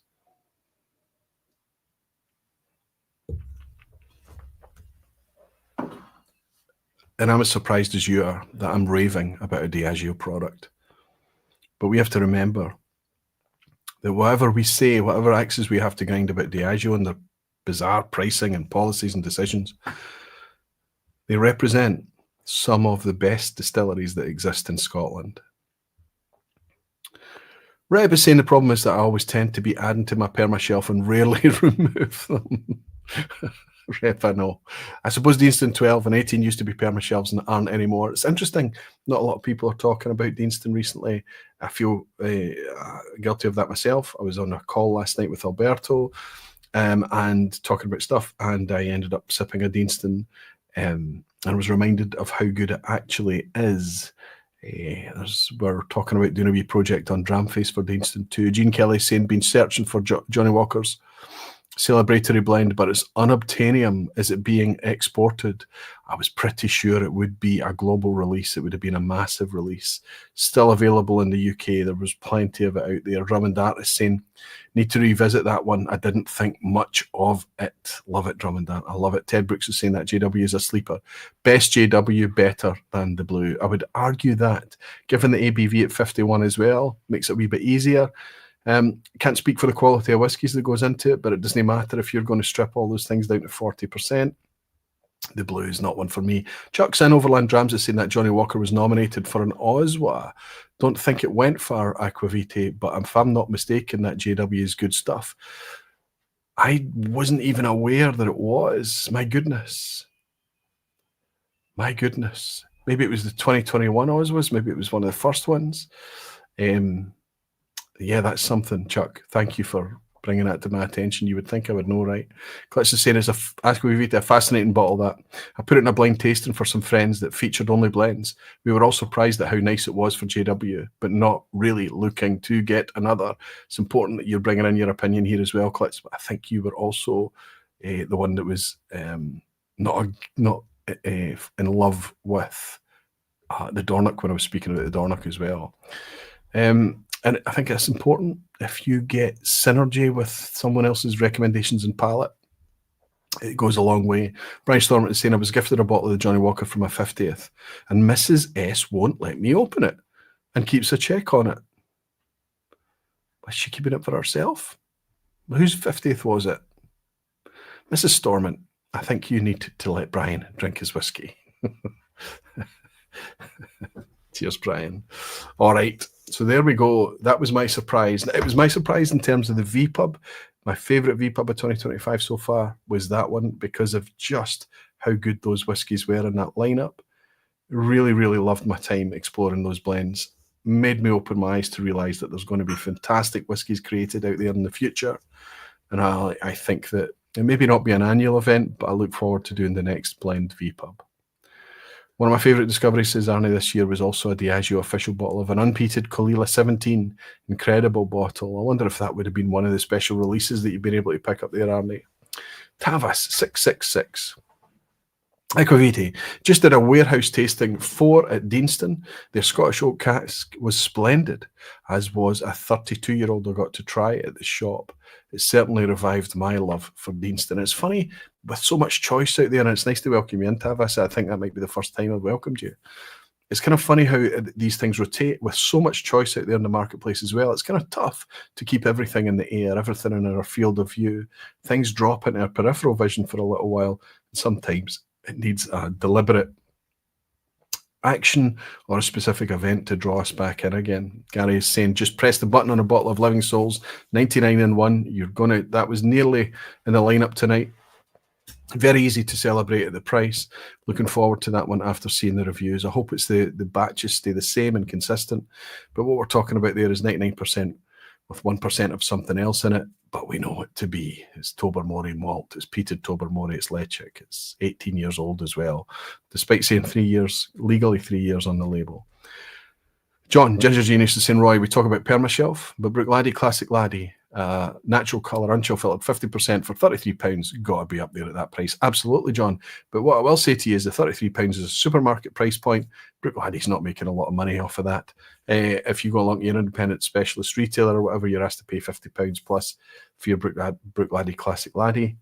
I would still suggest to you, and you might agree with me, that given the fact that when the supermarket prices and things like that are not available, listen, we're all feeling the crunch, it's worth the retail price too. Brookladdie has just got better and better and better and better. Right now, we are at peak Brookladdie. They've got mature stock, they've got stability, the rudder is fixed firm. They know exactly what they're doing, they're focused, they're dialed in, and they've got the stocks to bring the best product to. In the past, they were doing the best with whatever they had on hand. Nowadays, they are super locked in and consistent. Close to saying, I feel like a grumpy naysayer. I'm usually accused of liking everything.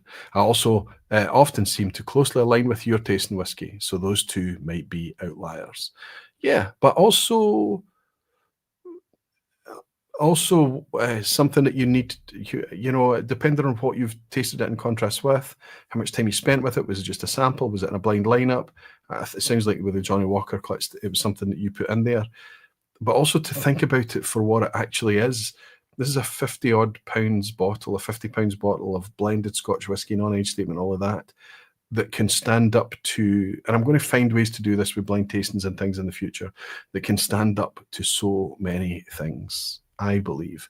I might be wrong, it just might be so on my sweet spot that I'm blinded a little bit, pardon the pun. Jeff Whiskey's saying, love joining in, but bed calls, see you soon, Aquaviti. Cheers to all you wonderful barflies. I'm going to mention a wee bit later that Jeff has stepped forward to offer to take one of the first Thursdays during the summer break as well. More to follow next week.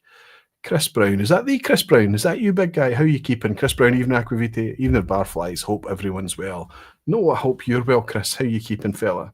It's been a wee while since I've welcomed you to the vPub. It's nice to have you in tonight. And James in Sweden is saying, time flies when you're having fun, celebrating being a barfly. For 63 months, James, thank you very much for your support and your friendship, my friend. Cheers. Let's keep this moving. Now I need to kind of elevate the evangelism, keep the energy high. This is positive stuff, right? 2025 bargain. Honestly, it's the same as the 2024 bargain. It's the same as the 2023 bargain.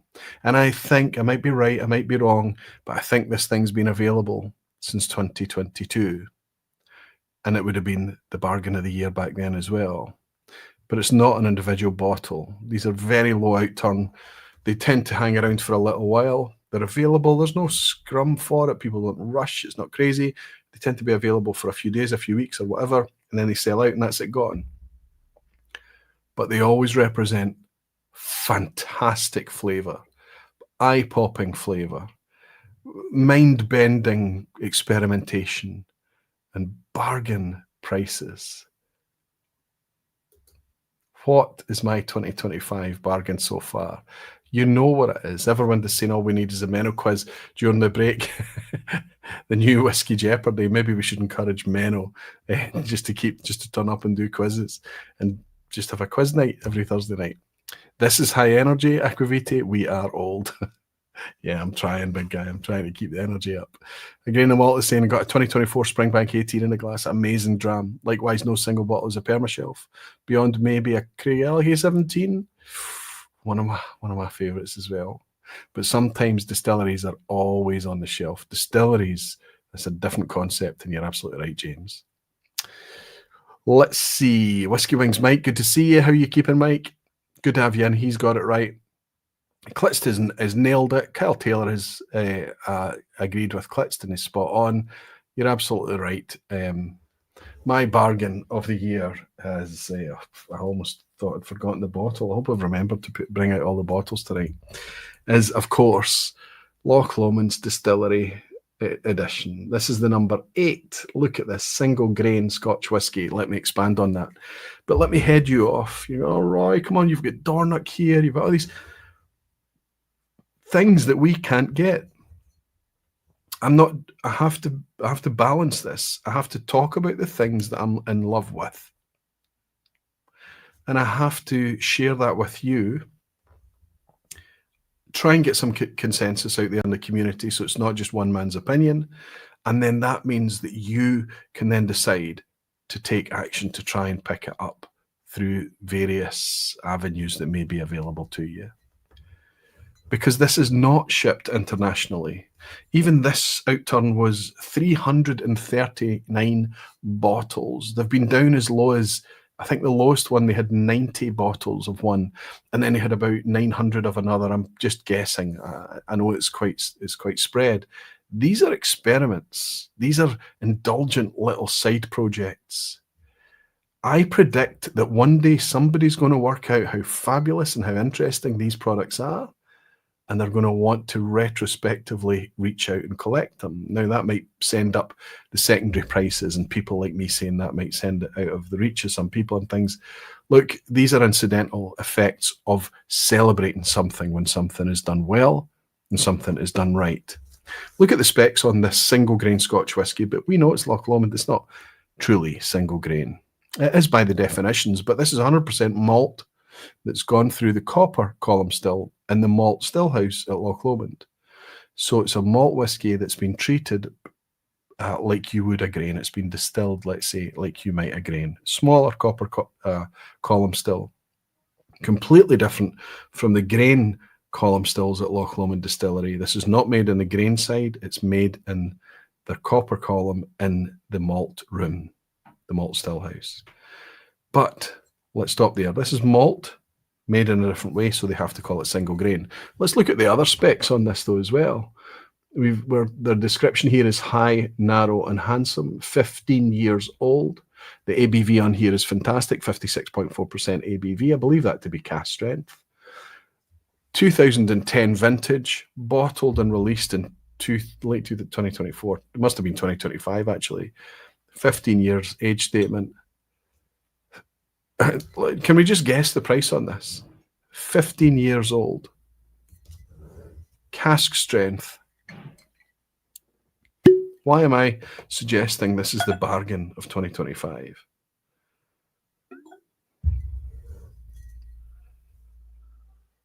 Loch Lomond has this amazing, really citrus. Sometimes you stick your nose in it and it's like somebody's taken a grapefruit and just squeezed it right in front of you. This fresh citrus fruit burst. It's here, but it's a little bit quieter here. I think what we've got here is a kind of sweeter take, a softer side. This is 56.4% ABV. Is that what I picked out? Yep. It's easy to stick your nose in. The fact that this particular label says single grain, I guarantee you, would have put some people off.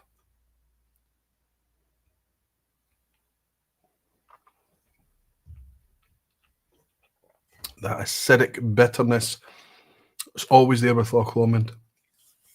That grapefruit side, that grapefruit nature, just that nice fruit and acidity thing, that nice balance, that yin and yang.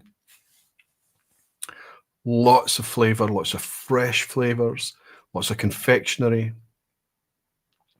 Citrus, very citrus driven. Juiciness, but a drying finish.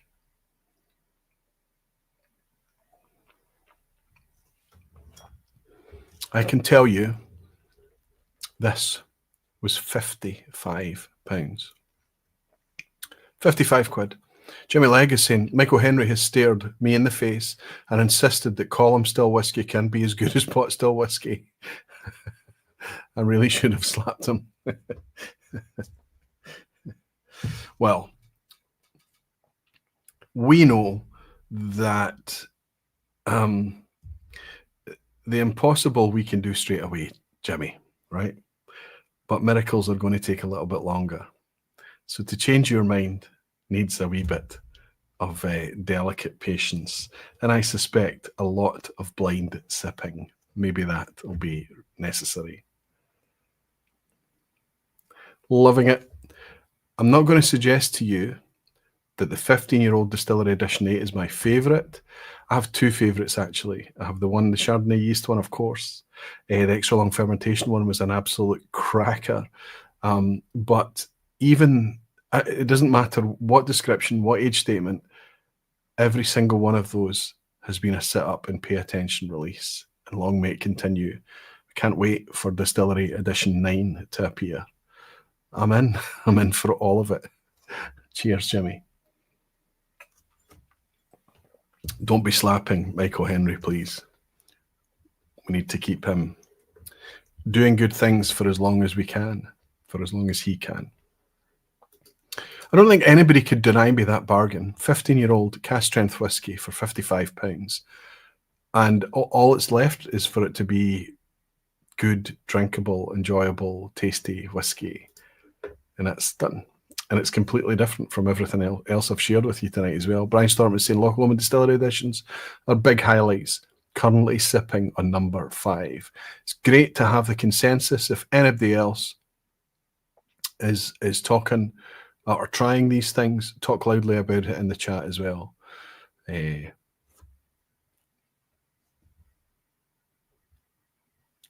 Terrific stuff. Come on, what's my chat? I might need to refresh this again. It's stuck. Jimmy's saying, lol, zero chance of me actually slapping Michael Henry. The quiet ones are the dangerous ones. Especially the quiet ones that spent their life playing rugby. I think he still does play rugby as well. All right, let's keep this moving. Where are we going to go from here? Where are we going to go from bargains? Okay. It's not typical for me to use the word bargain for this producer, but there's a review online as well that says the same thing. Am I stealing language? It's fine. This is a bargain. I was panicking that I didn't get it. Listen, I'm going to share some other indies later tonight to talk about the future, and these were my kind of honourable mentions, because there are things I'm specifically speaking about signatory vintage here. And I'm going to celebrate one signatory vintage tonight a bit later on, and I'm going to uncork another one tonight, and I'm going to focus on their ability to sense and feel what's happening in the market and pivot and shift way ahead of swathes of other companies who need to be doing the same thing. And of course, I'm speaking about companies that have been overselling. There are lots and lots of producers out there. Let's think of Lindores and Kingsbarns and Lochlee and Torrevik and Ardnamurchan and Ardnahoe and all of these new distilleries that have not been gouging, that have been pricing fairly. We're not looking at them to cut their prices. But there's a lot of producers out there that could do with being a bit less greedy in certain areas, and a lot of other producers out there that could do with being a bit less greedy, generally speaking. But Signatory Vintage have, for over a year now, getting on for 2 years, decided to bring us really, really good value, drinkable, good quality things that as drinkers, enthusiasts, geeks, whiskey botherers, we can raise our glasses high and just celebrate. And I want to dwell on that for a second. But I also want to celebrate the producers that just go out there. I know you're thinking it's going to be Thompson Brothers, and it should be. I've mentioned Dornoch tonight. Thompson Brothers are doing it, but this is another producer, actually, another bottler tonight that's going to get the highlight, that just try to find the best whiskey they can. And it gets to the point when they have that ethos, sometimes the prices are affordable, sometimes they are not, sometimes they are really not affordable. The price ends up being the price. What we know, though, through trying the product, is that when we do find one that from our perspectives are affordable, whatever our means condition may be, we're able to just go out and pick it up under the knowledge that they are one of the best producers. I know that you think I'm talking about the Thompson Brothers, but tonight you'll be surprised that I'm actually speaking about, it's already been mentioned, Decadent Drinks. I'm talking about Loch Dhu. Now, this is good fun. This labeling is good fun. It's a weird branding. It's a bit odd. Look at the level in this. Dear. I have to say, this was heavily shared. The first night I opened this, it got hit really hard. It was the sunshine weather a couple of weeks ago. We're sitting out there, we pour it, I open it and I share it with everyone. And we had a lot of different drams that night, but this is the only one that we went back and had a second pour of. So that says a lot. And it was with Whiskey Pals too. Cousin Kevin was there. Anyway, this is Lochdu from Decadent Drinks, Manickmore. 15-year-old Manickmore, a natural cask strength of 50% ABV.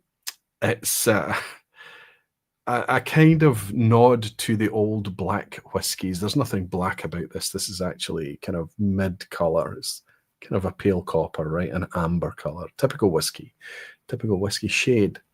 But Loch Du, D-U, I think it was, or the original Loch Du was maybe D-H-U-B, I think it was. Du being Gaelic for black. Interestingly, some people would pronounce it Dove or Dove.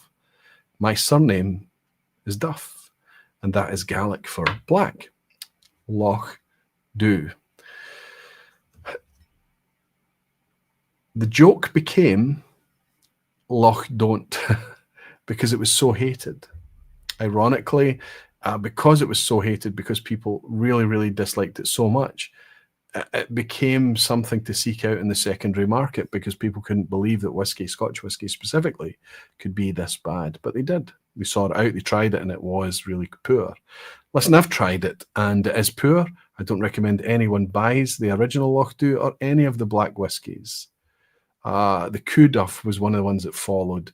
Bendu is another one that followed. Bendu's made at Speyside Distillery. I don't know where Cuduff was made. The original Loch Du was made at Manickmore as a 10-year-old.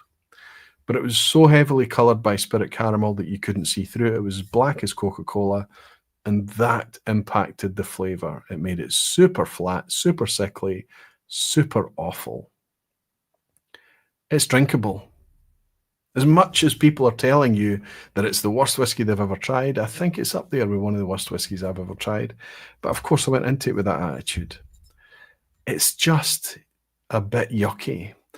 But what it does do when you taste a glass of it is it gives you a reference for a lot of other whiskies that are heavily dosed in caramel that you can get similar experiences from. I am not suggesting you go out and seek a Loch Du. What I want to do instead is celebrate this kind of pseudo homage. It's not really an homage. It's kind of a, I don't know what you would call it. It's a nod towards the fact that such a thing existed, but a really, really good independent bottling. I think these Loch Dus are probably sold out now. It's up there in the top 5 of my whiskies of the year. It's just, you know what I like.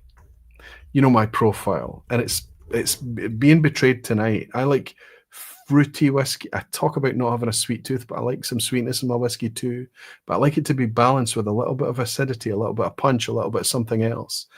What I really love in whiskey is fruit forward, really clean and really juicy, really bright, effervescent things. That's what I enjoy in whiskey.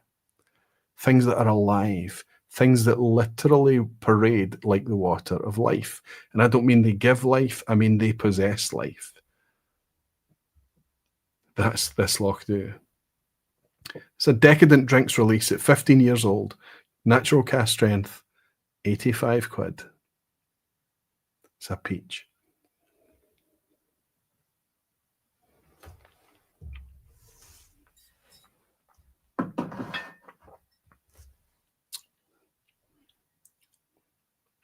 Not just juice, not just that juicy fruit thing, but it goes on, the development suddenly builds.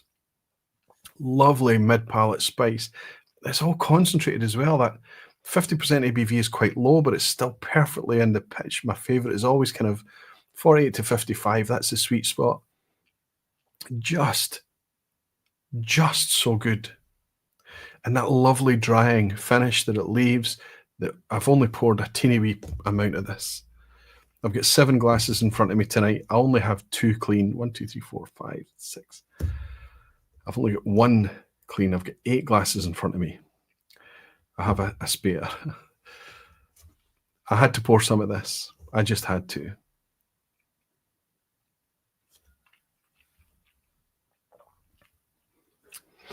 I'm now in a position where I kind of wish that I'd picked up a second bottle.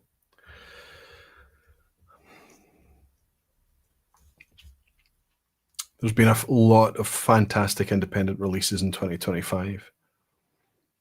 I've spent money on whiskey in 2025 from indies that I have not.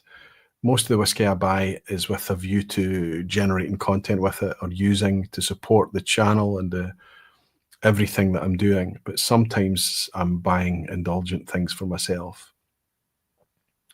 And it tends to be indies when that happens. Sometimes a Craigellachie 17, sometimes a wee Longmorn 18 Secret Speyside, sometimes something really nice like that too, official releases. But this one has been just... It came along at a time where I was coming out of a bit of not a fatigue, but an oversaturation. An inability to define some experiences that I was having. And then you have something like this that's so vivid and so bright. And so the words that we use to describe it are not so different from lots of other things. But in the glass, the experience itself is different. It's viscerally different. And sometimes the vocabulary, you don't have it. But the whiskey in the glass communicates. Are we in 2024 again? Please say not. Rick Johnson is saying, no, the Lochdu was a 2025 decadent release. George Dicko, 100% Rye is the worst whiskey anyone will ever try, Aquavitae. I just finished editing podcasts for Dramface, the Colonials podcast, and you might see some Dickel appearing in the Colonials podcast. They did a massive session at the end of last year. It was 3 odd hours worth, 4 hours maybe worth of content had to be edited down. It's taking far too long. We know it has. Like I say, all the excuses are out there, but now we're seeing it dropping. So for Dramface members, the Colonials podcast, 7 parts 1 and 2 are out there now. Lots of weekend listening for everyone, and also the video podcast of the regular Dramface podcast, 34, dropped last week as well. That's going to continue. Piss take, Aquavitae. Lochdu is a piss take, says Ben Whiskey with Molly. Good to see you in, Ben. I would agree. That's a better way. It's not an homage. It's a send-up. It's a piss take. Rick Johnson is saying, is that the first time you've used the word yucky for a whiskey on the vPub? Did I say yucky? What was the context? Drew from Arizona is saying, I chased the Lochdu for a bit at UX auction, Aquavitae. Sounds like you had a nice get-together with your cousin Kev over. I did. Me, cousin Kev, Craig, sitting on right around the fire pit, sharing whiskies. A couple of weeks back now, when the weather was good here, it was bliss. Andy Pierce is saying the Lochdu is still available in some places. Hopefully it's £85. That's the retail price. Dave Barnes is saying still in stock Royal Mile whiskies. It looks like I'll probably end up going on a secondary for my backup bottle of it. It's just a peach of a bottle. Rick Johnson is saying, I picked up that one asking about 2024. And Chris Pollack is in. Good to see you, Chris. Congrats on the 34 podcast. Very entertaining. We were all a wee bit nervous that it was a wee bit fly on the wall rather than kind of the usual conversational format. But the idea of blending Glenmorangie G10 or 12, whatever you have, Lechic 10 and Glenallachie 10, means that it's other people can participate from home potentially. And even if you don't have those whiskies, hopefully you still have the ability to do the same. Robert Primo is in. He walked up to me in the Bon Accord a week and a half ago and said, I'm Robert. And immediately I thought, could that be Robert Primo? Amazing. He's over here for a golf holiday. He's bought me a dram. Best of 2025 for me was coming to Scotland. I can't believe how much fun this country is for whiskey lovers who also love to play golf. I tell you what, if golf is your thing and whiskey is your thing, I think you're in paradise, Robert. There's a slim chance that I can meet you tomorrow night. I'm sorry I've not been in touch, buddy. If the plans are still the same, reach out to me to let me know that where you're going to be. It's tough this weekend because it's a wee bit packed, but before you go back to sunny Texas I might have a chance to finish that discussion that we had, buddy. Thank you for your dram, and I'm glad you loved being here. I hope it's not the last time for you, Robert. And Jimmy's saying, do you have any of that 10-year-old 2011 Barfly Loch Lomond left? The 2000 and was it 2011 vintage? That was the first release, right? Yes, I do have some. Not much. I would like a wee bit more. I would really like a wee bit more of that. Super stuff. Okay, so there you go. There's my independent bottler. I don't think a lot of you will be surprised, but I think a lot of you will be surprised that I've picked a Decadent Drinks release for it. But listen, when something's done well, it's done well, not just the quality of the liquid, but the fair pricing, the fun of the packaging, all of it. Tall round, 85 quid, gorgeous whiskey. Let's talk about it. Robert is saying, no worries, mate. I've got to turn in fairly early Friday, so perhaps we'll meet again in the future. I can promise you, I will be back. Good stuff, big guy. Good stuff. It was so nice to meet you. I'm so chuffed I managed to meet you while you were in the Bon. I only have a quarter of my bottle left. It's one of the best whiskies I've ever had. I'm so grateful. I'm so glad. Every time I go back to it, it's still unique to me. It's still so fresh and alive and amazing. And Mark Slinger is saying, Roy, I came to Scotland for work, stayed for the golf and fell in love with the whiskey. 35 years now. Mark, I think you might agree with me. If Scotland had perfect weather, there wouldn't be any real estate left.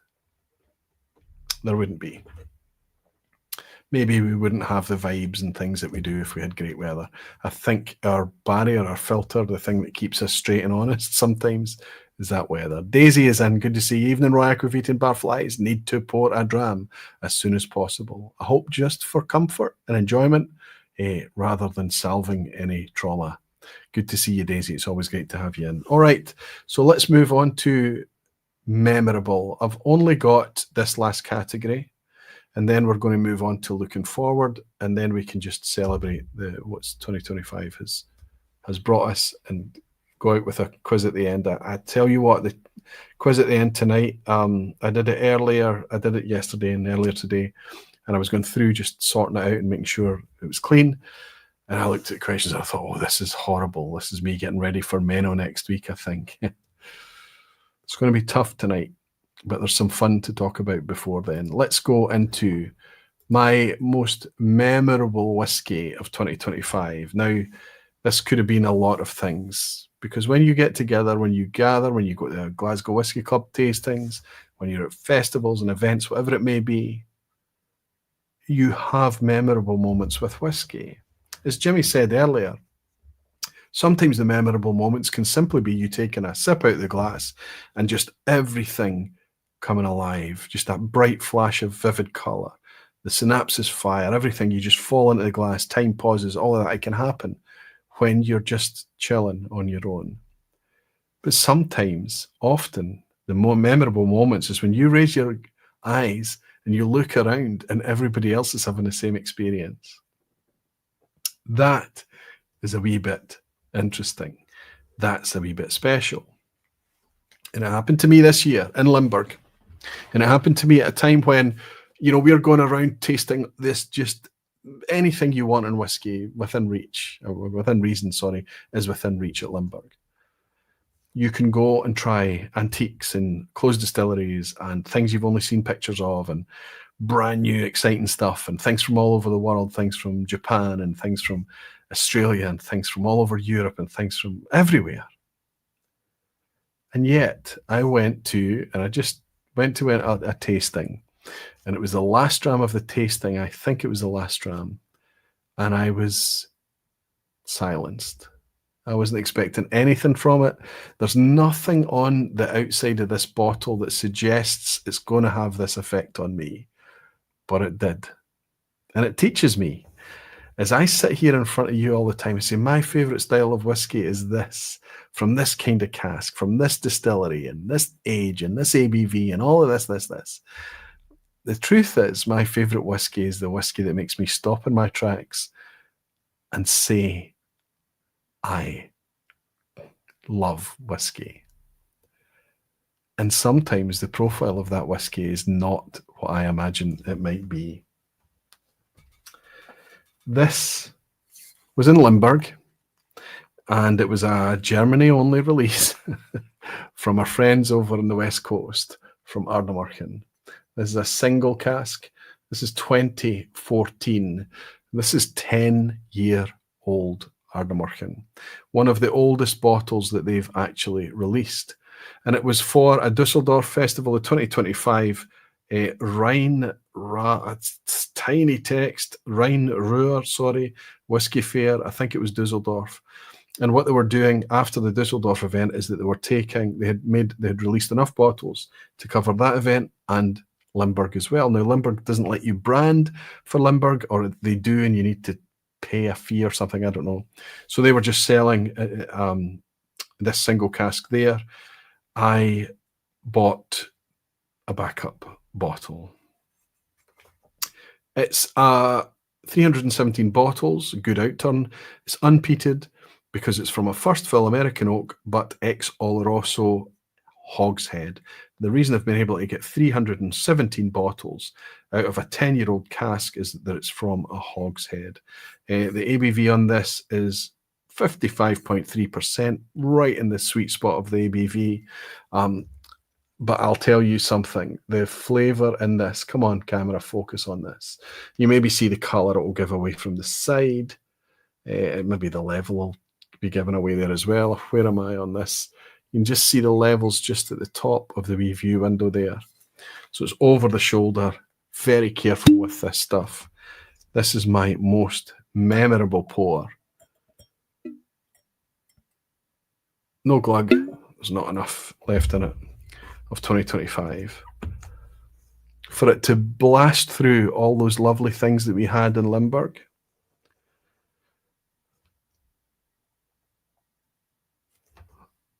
Chocolate, coffee. This is unpeated. I've got another wee, sold out as well, of course it is, but I've got another one that might be easier for you to get a hold of as well, a peated version from a PX cask. This is up there too. This is a really, really fantastic Uncorking, much younger. This is a 5-year-old, whereas the one that's in the glass from the unpeated is a 10-year-old product. What we're starting to get out of Uncorking now is a little bit of poise, a little bit of confidence, a little bit of stability. The Uncorking 10-year-old for me, when I opened it, I'm on record as saying this is good whiskey, but I'm not in love with it. Now that I've only got 2/3 of the bottle left, I'm in love with Uncorking's 10-year-old. It took time for me to understand how much of an achievement that is. It's fantastic. Glasgow's 10-year-old that was uncorked this year as well. Just gorgeous, so quiet, so subtle. I opened it in front of you on the night and I told you that I wasn't expecting anything great from it. And on the night, I was pleasantly surprised. It was very, very good.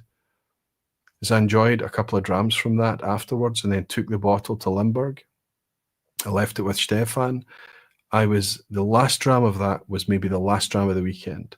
It was very, very late on the Sunday night. We were all sitting there together in the hotel having drams. One of the last drams I had was from that bottle, and I still remember what it tastes like. Amazing stuff. That's what I'm talking about with memorable whiskies, and this is that. Like I say, a confidence, a settled nature, a poise, a maturity, a quality, a depth of flavour, a promise.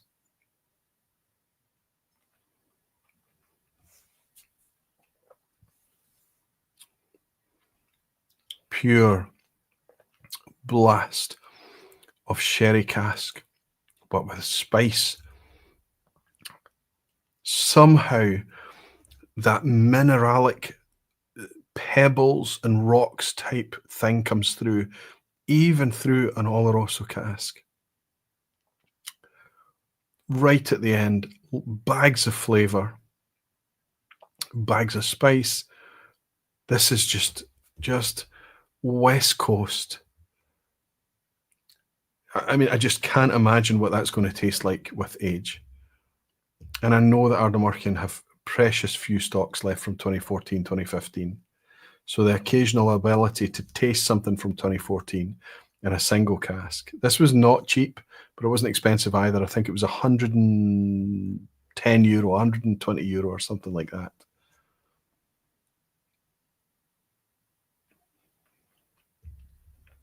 For the oldest Ardnamurchan that's been released to date. My goodness, it's good. It's just so very good. It's like everything we've come to love from Ardnamurchan, the unpeated side of Ardnamurchan, but with maturity. And like I say, the best word I can use is confidence.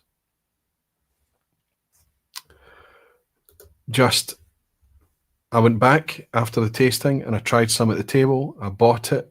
I bought a lot of it because I was buying it for people. People were saying, please get me one, please get me one. And the people that were there, and we ended up, I wasn't carrying around the box, but Tim, one of the guys that was there with us, Timmy Ustar, he was the guy that ended up carrying it back on the train at the end of the night because everyone wanted a wee souvenir of this flavour.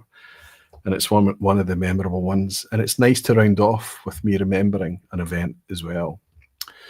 Okay, I want to look to the future now. I want to just talk about how all of these things are feeding into our whiskey experiences and where it's leaving us exposed for the future. James in Sweden is saying, drams in great company always become the most memorable and elevate the whiskey to new levels. Well, you and I know, don't we, James? It's just great fun to get together at places like Limburg. And he's saying last year's Limburg, on the Sunday, when we went to the Italian stand and tried the White Horse Lagavulin 16, as you explained the history to me, first dram of the day, but special and memorable. I've since bought a White Horse. Probably that was the day that put it back on my frame, my target frame, right? But it's very, very, the OBE is just a wee bit too I was hoping that with a bit of air, it might settle a bit, but it's quite... I don't know how it's been stored, James. It's a wee bit of a shame. It was a litre bottle as well. No, is that a litre? No, 750, I think. Justin Mann is saying, just got home, ready for the quiz. You are, and plenty of time for the quiz, Justin. Good to see you home as well. Like I say, I think it's going to be tricky tonight. Almost at Menno scale. Okay. So a lot of the things that I've shared with you tonight are going to leave you with a sense of, where do I go? How do I get these? A lot of you have tried them, and maybe a lot of you decide that you don't really need them. You don't suffer from FOMO and things like that. All of that's good. But I just want to talk about the general dynamics and the movement of where whiskey is going in 2025, based on the experiences I've shared with you. And then talk about how the fact that we're constantly asking for the prices to be attenuated again. We don't need to be drinking cheap whiskey. We don't want cheap whiskey. We want good quality whiskey. And whatever price that costs, in order for it to exist, we need to be prepared to pay. Fair prices, good value, is different from cheap. Diageo right now are having some kind of meltdown, and it's not going to change their way of going forward. The special releases are going to come out this year, and they're going to be at farcical prices, and I hope to be proved wrong on this. They're going to continue along their belligerently just whatever. They're just going to do what they're going to do as Diageo, right? But 2019, 2020, 2021, 2022, 2023, and 2024 special releases are still stuck on the shelf right now and being sold at up to 80% discount. Yes, 80%. Where am I getting that from? I've seen Lagavulin being discounted from £155 down to £50. One or two of them I've even been suckered into buying. An Oban, a Talisker, a Lagavulin, heavily, heavily, heavily discounted. Some places are stepping up and saying, you know what? The days of overcharging are probably over now. We probably need to sharpen our pencil, change our business model here. We need to be a little bit less tone deaf, and we need to fix what we're doing. We need to focus on not alienating our core foundation of whiskey fans, the people that know. And I try and attract lots and lots of new people and do it. And the people that get that balance right are the people that's going to succeed. Diageo are in a bit of trouble right now. There's lots of announcements coming out from Ian McLeod, from Pernod Ricard, from all of these producers talking about reduced profits and things. But what's interesting to me is nobody's talking about the fact that despite the fact that their profits are down, they are still in rude health and making lots of money. But that's not what shareholders demand, right? Anyway, here's a company that's doing it a wee bit differently. And here is my favourite. I could have picked an Ardmore. I could have picked a Kalila. I could have picked one or two others. But I've picked my pick of the Signatory Vintage 100 Proof series is Glenord. Now, this is last year's release. This is a 22. If there's a 43 release out there as well, it's just as well priced. I'm not going to pour it because I've got one clean glass left, and I'm going to save it for the bottle I'm uncorking. This is the bourbon cask stuff that I'm loving. The sherry cask stuff is there. If you enjoy sherry cask, Oloroso, Pedro Jimenez, whatever it may be, you're going to enjoy the stuff from Signatory Vintage of 45 quid for great age statements. 8, 9, 10, 11, 12, 13, 14 years. And then for older stuff, 14, 15, 16, 17 years, the Exceptional Cask series, still remarkably affordable, 65, 70, 75 pounds, that type of order. Great value, super in touch with the stuff that we want, the enthusiast market, the people that really love whiskey and shout about whiskey and celebrate whiskey. This is just killing it right now. I know about a year ago I was holding this series up and I was asking you all, if this is out there at 57.1% ABV with all of the perfect presentation, everything that we're asking for, at £45, why is anyone buying anything else? That's how potent a proposition this is. Well, I bought something else, and it's also from Signatory Vintage. It's been a while since I've bought one of these black tins, and that's because of price. The prices became a wee bit expensive, and it didn't matter where it was from, whether it was an Ardmore, whether it was a Clynelish, whether it was something nice. Even the lead chicks and the things like that, they've become a wee bit pricey. And there might be reasons for that, but it doesn't matter to me. I've only got so much money, and I've not been buying the wee black tins that I love so much for a long time. But now things are changing. We can be a wee bit open-minded about the distillery and things like that. I'm going to give you some specs here. Now, incidentally, this is from a hogshead, but it's a Marsala hogshead, a wee bit off-piste here. It's a nice circle back to the compass box that we opened up with. But let's leave that out of the equation for now. We have an Inchgower here at 13 years old, 59.6% ABV. Let's get it out of its wee black tin. And let's get it uncorked. Why am I excited to share this? Well, because if I talk about harbingers of the future, potentially, this could be a thing. I want you to guess how much I paid for this pretty premium decanter of 13-year-old Inchgower at cask strength. Now, this is a single cask as well. Not all of the decanters are single cask, but they are all cask strength. And they do sometimes give a wee bit of challenge with the cork. You always have to be a wee bit careful. Okay, I think we're good on this one. It's a fresh bottle. Here we go. Gorgeous bottle. Let's get it. This wee Inchgower 13-year-old. No glug. We can dub our own wee glug onto it, right? Let's pop it off to the side and see what you guys are saying about it all. Oh, a wee drams come in. You should really be proud of all the memories you've provided for so many of us Aquaviti, says Jimmy Legg. Well, thank you very much, buddy. Maybe you're talking about the real life stuff or potentially the vPub stuff too. I'm privileged that you're here to remember. It's brilliant, buddy. Thank you. Ben is saying, Loch do order from Royal Mail Whiskies Aquaviti. FOMO me? Never. Ben, If you open that, first dram, don't like it, put the cork back on it, I'll give you full price for the bottle. Deal? Whiskey Wings Mike is saying he's been a member for 51 months, saying the new ones are definitely out at stupid prices. I wonder if he's talking about the signatory stuff. Drummond Dart is saying, I'm suffering. Should I FOMO buy that Ardamurchan? Can you still get it, Drummond Dart? 10-year-old Ardamurchan. I think still the oldest one they've released. And Very Whiskey Shop is saying, Akaviti, no matter what your budget, you want value for money. You'll get great whiskey at any budget if you ignore brand and go by taste. Mike, I'll back you up on that sentiment every single day. Promiscuity wins.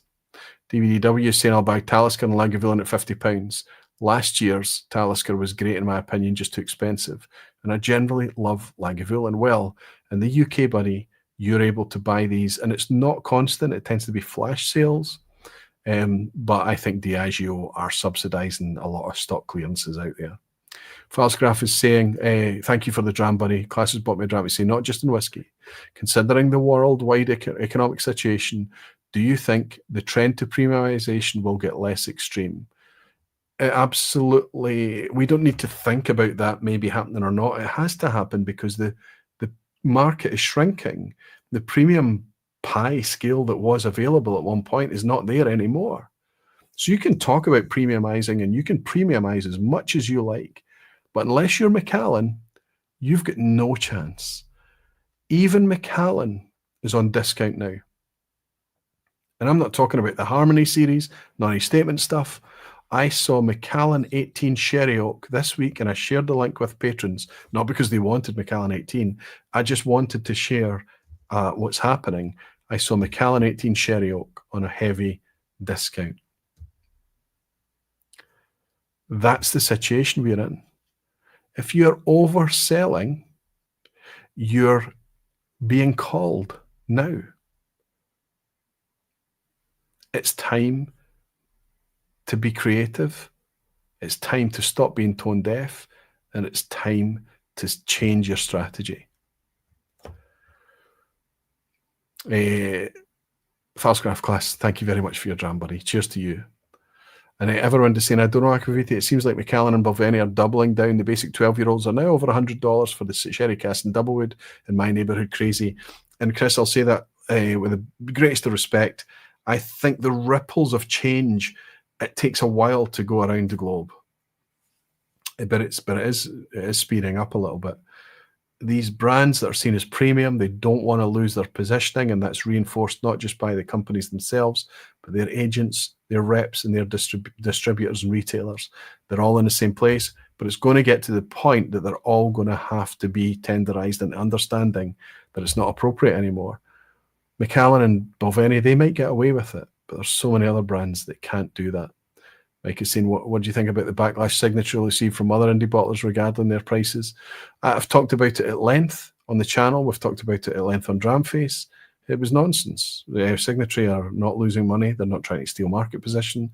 They've got lots of stock on there, and they can sell it for whatever price they sell it at. And they're just going to do their thing and do their business thing, and they're going to try to get stocks moving. They're going to try and help retail, and it's working. It's working. Klitz is saying, Synergy, that's the Signature bottle I have in my glass. Love it. I want more bourbon releases, and I'm a bit tired of the sherry 100 proofs. So that's amazing. So you've got the Glenord in your glass. Fantastic. With this wee Inchgouter, I went for a Marsala cask. A Marsala Hogshead, interestingly. Andy Pierce is saying there's an edition 43 and 46 now from Glenord. Wish they would give us more than just Ord from the ex-bourbon, but they're great for the price. And I think that's why we can't be picky, Andy. What they've got that they're able to put out there, that 40, mid-40s price point, have you seen the prices of the grain? It's even cheaper still.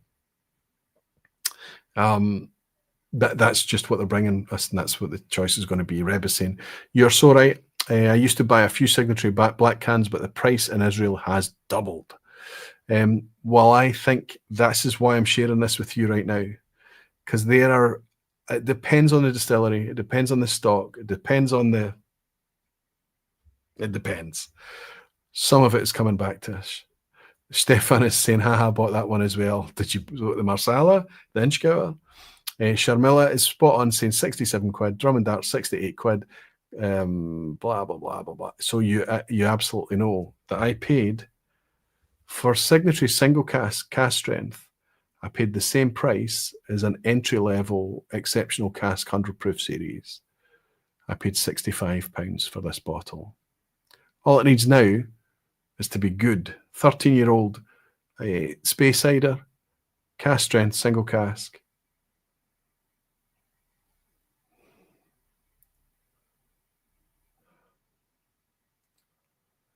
I think this is quite Marsala driven, I have to say. Cookie dough, those soft spices again. A lovely kind of sweet lychee, maybe apricot,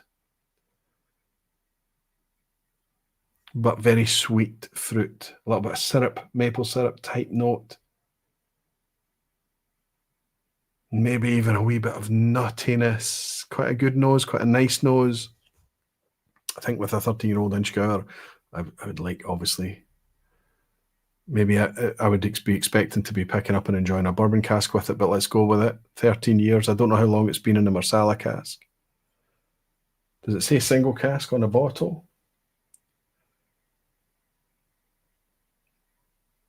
No. It tells us distillation 15th of November 2011, bottled 1st of May 2025. First fill Marsala Hogshead. So it could be, the reason I'm getting a lot of that cask is that it's full maturation in Marsala. Okay, let's have a wee sip. It's very sweet. It's not winey and it's not tannic, not at all on the nose.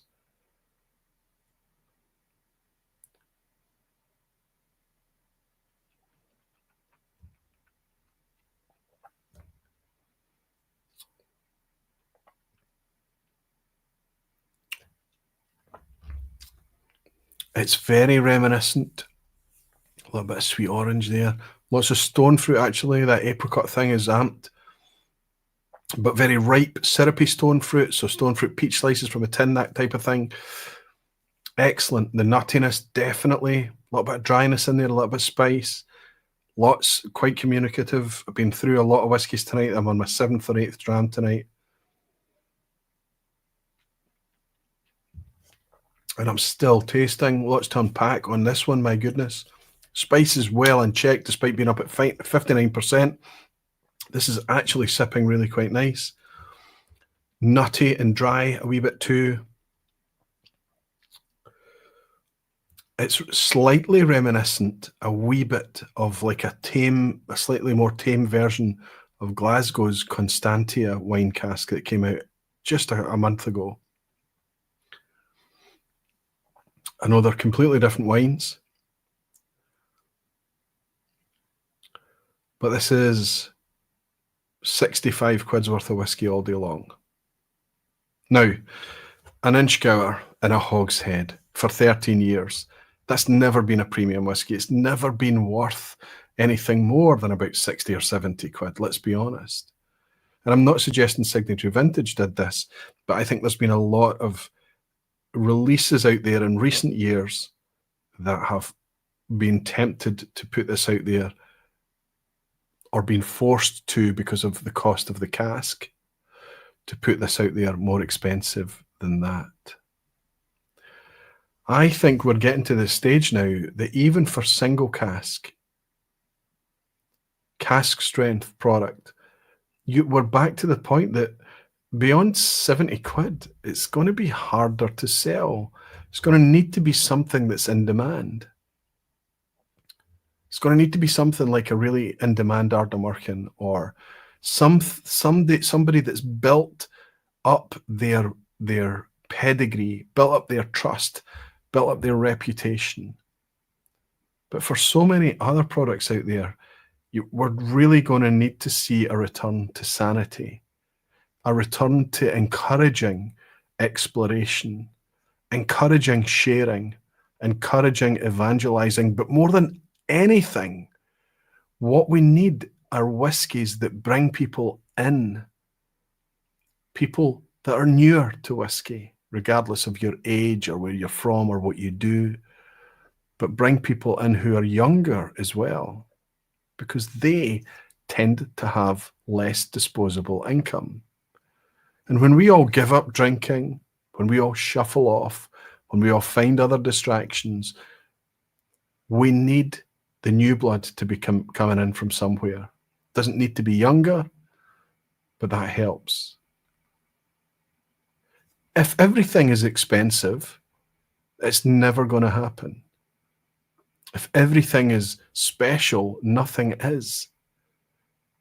We need to focus on what's good. Not the stories, but the taste. Not the aspiration, but the value. If that is the focus, whiskey's got a chance. Whiskey will endure, whether it's Scotch whiskey or otherwise. 65 quid for 13-year-old Inchgour is not a bargain, but it's back to the point where it's reasonably priced. It's back to the point where it's affordable. I've missed a dram, and it's come in from, this is Al. Enjoyed the show today. Thank you very much. This is Alan. I said this is Al there. Apologies. Because of the scale of that particular part, because of my old tiring eyes, it's cropped you off, but I know it's this is Alan. He's saying, I enjoyed the show today. He's bought me a wee dram. Thank you very much. It's a very generous dram, Alan. Thank you so much. I'll click a wee like on that, as well as David Hong, who's actually commented. He said, our good health, which is the best of 2025 so far. Have a great break and come back strong to the second half of the year. David, it's nice to read some words from you too. To my pal, my generous pal, this is Alan, and my generous pal, David Hong. Thank you very much for the kind words and the support, and here's to you both. Cheers. Whiskey with Molly Ben is celebrating being a member of the Barflies for 45 months, saying, no deal, you have enough. So he's refusing my offer of if he doesn't enjoy the first sip out of that bottle. Gino Camoy saying, all good memories because of you, Roy. Cheers, buddy. That's Gino in Canada. I've had some nice memories involving you and your family too, Gino, and your pal Graham and his family as well. Nice to have you in, buddy. Brian Cabayas is celebrating being a Barfly for 18 months, saying, hello, Barflies. As usual, replay tonight. Cheers. Brian, it's wonderful to have you in, buddy. It's wonderful to have you supporting and participating as always. Thank you all. So there we have it. That was me. I forgot to pull up the banner again, like I always do. That was me looking forward to the future. I think that my prediction is that we're going to see more discounting, more reasonable pricing, and it has to be the case. There's more Scotch whisky in warehouses across Scotland than there has ever been in Scotch whisky's history. It needs to be enjoyed. It needs to be explored and talked about and shared. The word needs to spread. And all these other countries out there that are making whiskey makes it a more difficult proposition, right? But I'll say this, only Scotland is making this. Only Scotland can make this. And it has the potential to be amazing. Justin has also bought me a dram set. Thank you, buddy. Might be the last vPub for me before the break. Be sure to enjoy the summer. Hopefully, it'll be a longer summer this year. As long as it feels longer. The actual number doesn't count. It's how you feel after it. You have to come back energized. Very same to you, Justin. If I don't see you next week, buddy, I'll see you after the break. Thank you for everything. Cheers, Justin Wynn. All right, 2 hours, 18 minutes in. Talking about some of my whiskey moments, bottles, experiences, and feelings from 2025. I have had 8 drams tonight, but I would like to point out that not all of these will end up in the spittoon. That every single glass I've poured tonight still got something in there. Somebody commented recently, Roy, some of these vPubs you're getting through, and I thank you all for looking out for my health and making sure that I'm being appropriate and things like that when I put the content out there and things. I really don't enjoy the feeling of being drunk. I don't enjoy the feeling of being of having too much alcohol. I dislike it strongly, but I do enjoy the taste and the flavor of alcohol. So you can see that it's inevitable that 2 or 3 of these that have really been delicious tonight will be enjoyed. 2 of these might just end up in the wee big spittoon, and that's just how it is.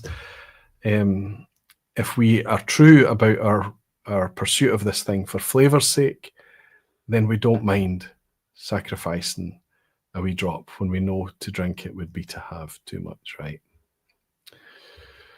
Good stuff. Graham Young is in here tonight. He must have heard his name getting mentioned. He's bought me a dram. He said, very enjoyable to be in the chat tonight. Cheers to you all. A wee old Perth cast strength raised to you all. Perfect pick for tonight, buddy. I hope you're enjoying it. What one is that? The Amontillado? What have you got? Just the standard cast strength? Graham Young, to you and yours, my friend. Slanchivat. Head Rolfie is in. I restocked my 2021 Lagavulin 12 from Lochfine. Drumroll, 2 bottles, £49 each. That, Rolfie, is the discounts I'm talking about. And the 2021, if I'm not mistaken, is the one with the lion on it, which was a belter of a Lagavulin 12. Whiskey with Molly. Ben is saying, by spittoon, surely you mean infinity bottle.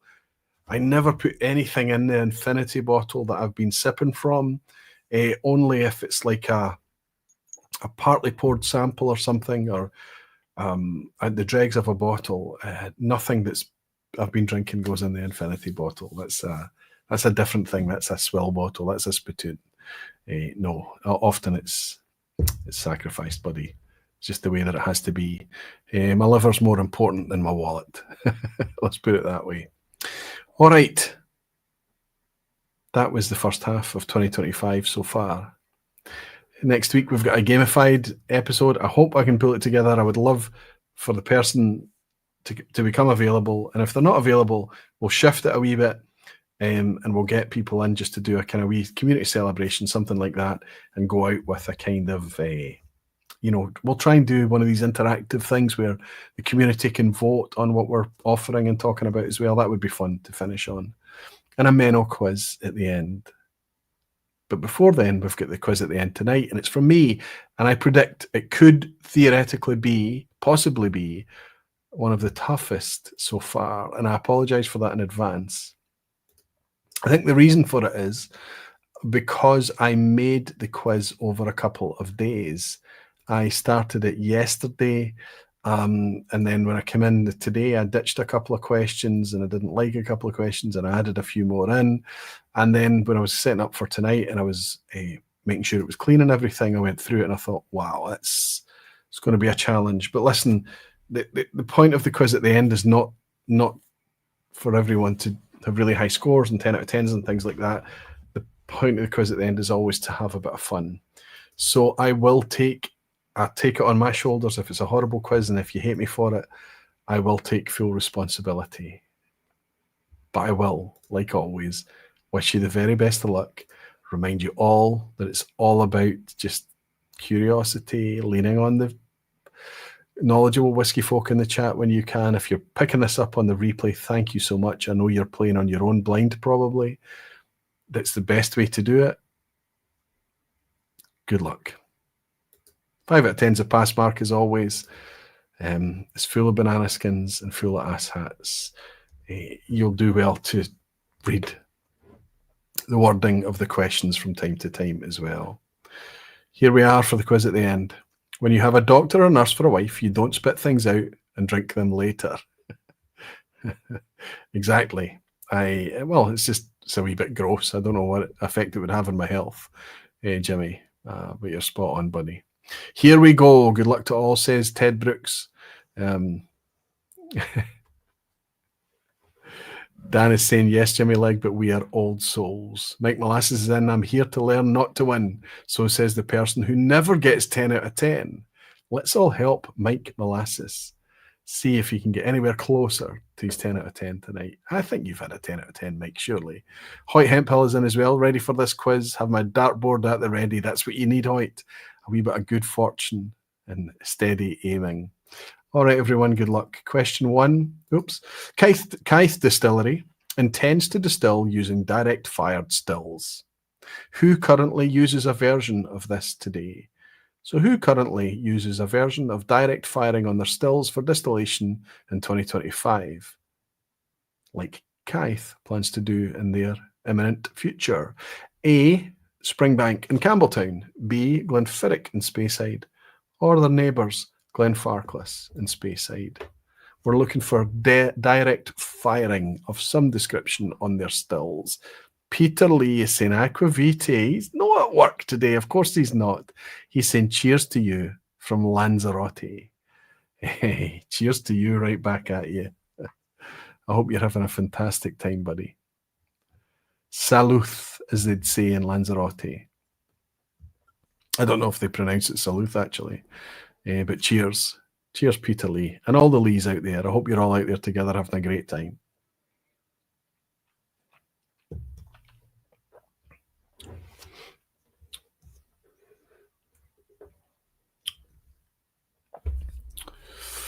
Oh.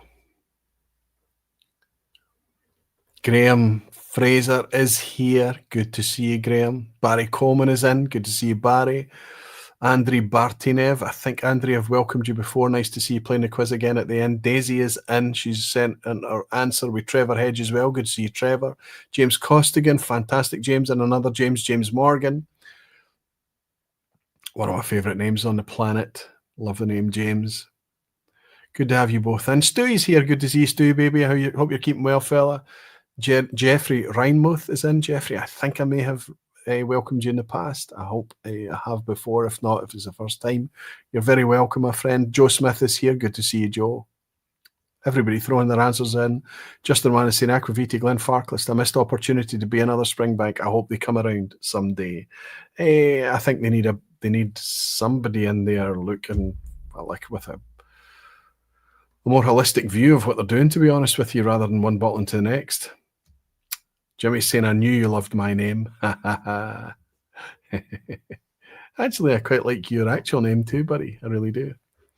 Okay, I can tell you that absolutely spotted by so many of you, Mike Molasses included, Springbank, Glenfiddich and Glenfarclas all have various adaptations of direct firing on at least some of their stills. Springbank's got a really interesting setup on their, I think it's their first spirit still, where they can actually do steam coil or direct firing. So nobody gets a donut tonight. Nobody goes home with nothing for the vPub. You'll get a freebie to start with, but from here on in, be careful. It's tough. It's annoying. It's frustrating. It's self-indulgent at times. Let's go. This is the closest I'll get to Menno from here on in, I think. Question 2. What do Tom and Till, Tomatin and Speyside Distillery all have in common? Tom and Till, Tomatin and Speyside. A. They all have a 21-year-old as their oldest age statement core range release. B. They all feature an annual production of peated malt, as well as their unpeated staple. Or C. They all have operational or semi-operational water wheels at the distillery on site. Tom and Till, Tomatin and Speyside. 21-year-old is their oldest core range. They all do annual peated campaigns, or they all have water wheels. Which is it? They all have an I in their name. There's truth there too.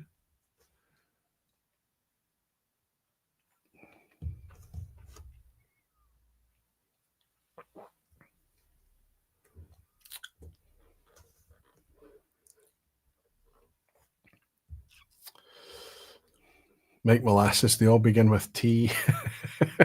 And then Justin Wan says, haha, there goes your 10, because we've got Speyside Distillery in there. Although Speyside does release a Trutina, I suppose. Peathead is spot on. He's saying they're all distilleries. That's what they have in common.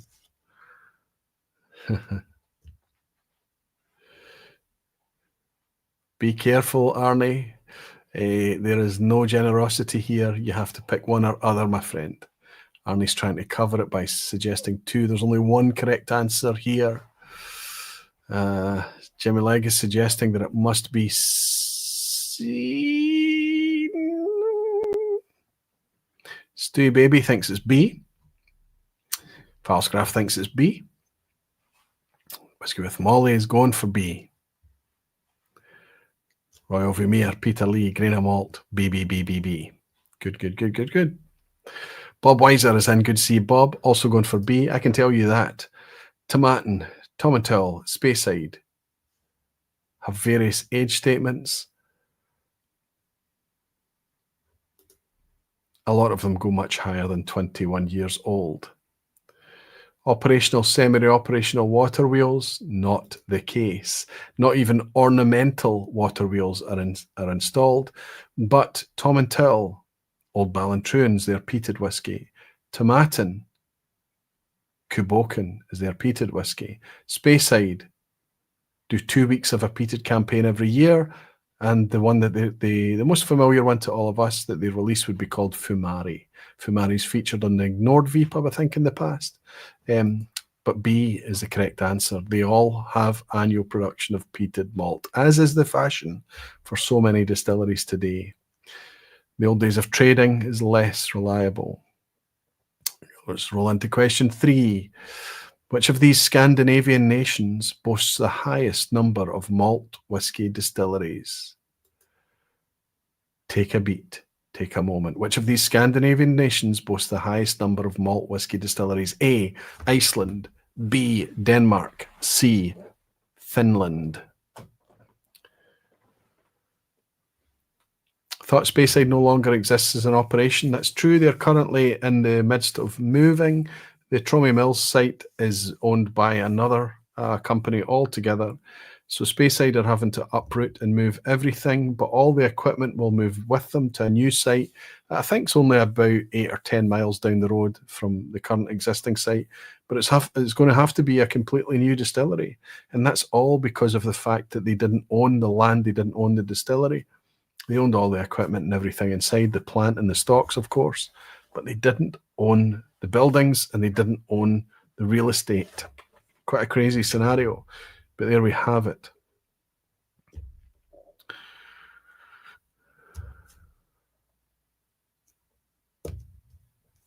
A grain of malt, he is in Scandinavia, actually Scandinavia, and he's suggesting an answer. Lachlan is saying no idea, but he's going for B. Klaas Falsgraf is saying no matter, the question is which of these?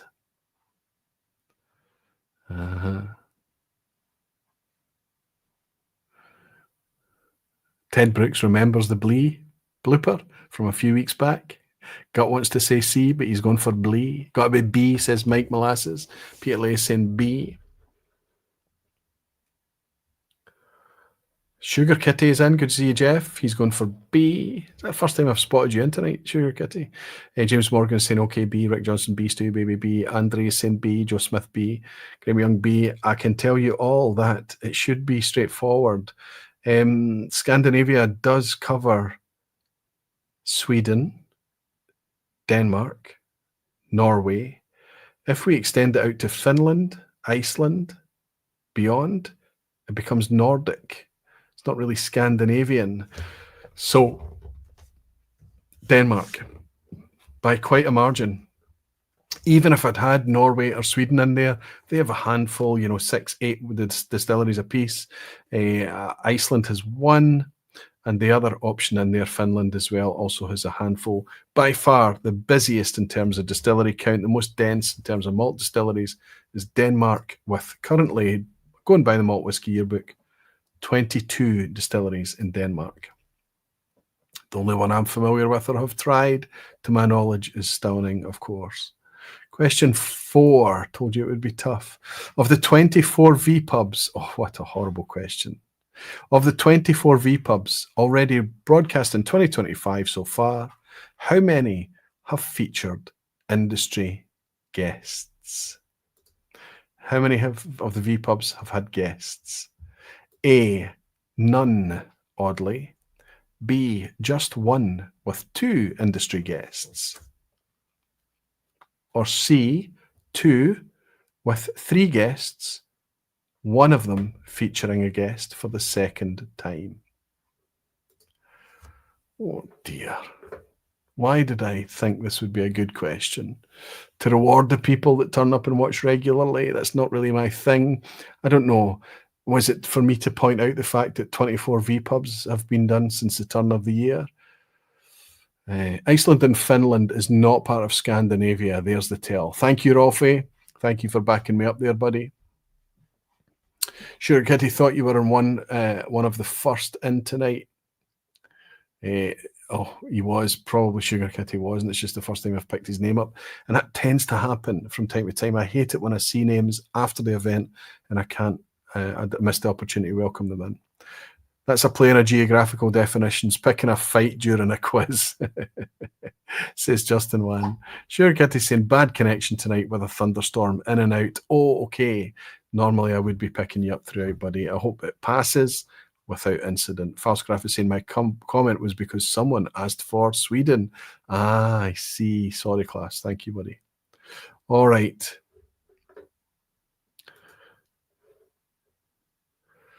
All right. Let's see what's Rolfie saying. What's Ebhead saying? Why is it a good call?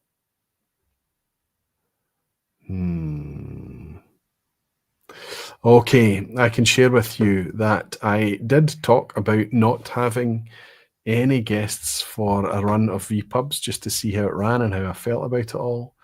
But I ended up having a session with Phil and Simon Thompson and I enjoyed it very, very much.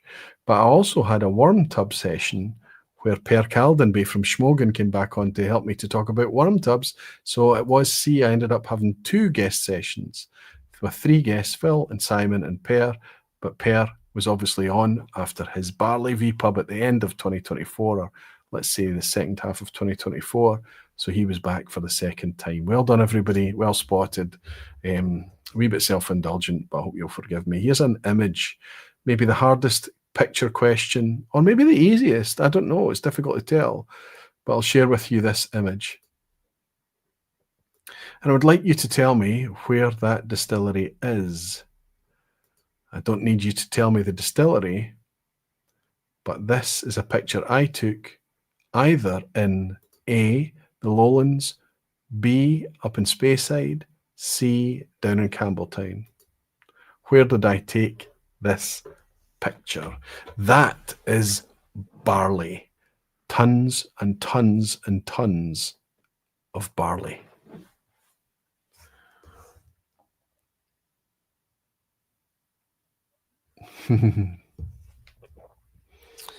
James is mentioning Clarkson's Farm. My son James, it got me into Clarkson's Farm and I absolutely love it. I think it's a fantastic concept of a series.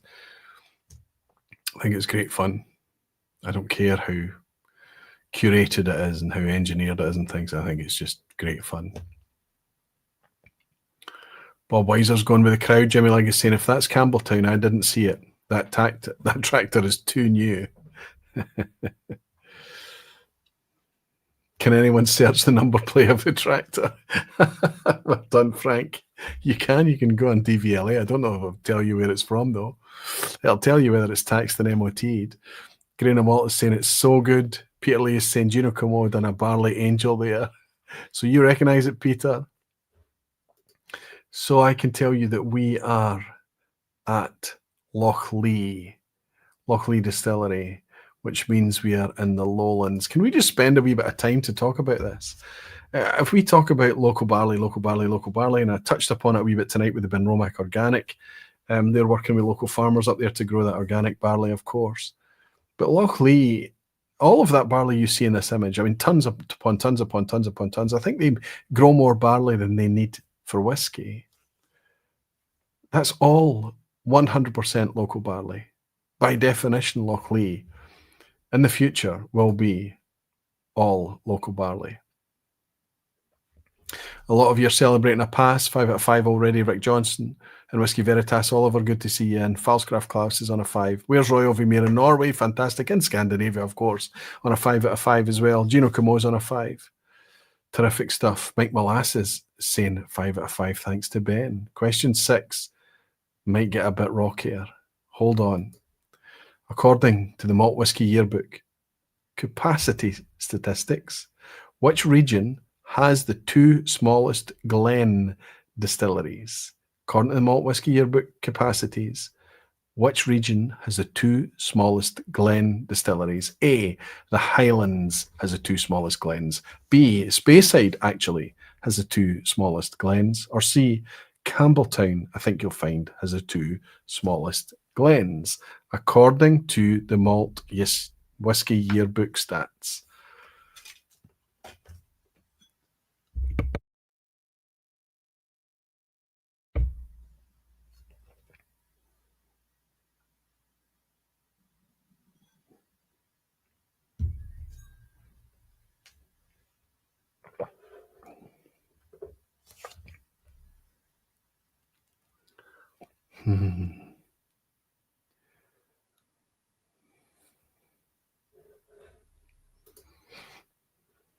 So you're all thinking about Glen distilleries now.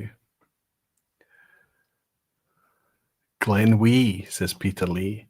Glen Tiny, Glen Toty, Glen Little. Falscraft is saying, okay, now it becomes a banana skin. I'm guessing A is technically Speyside is Highlands.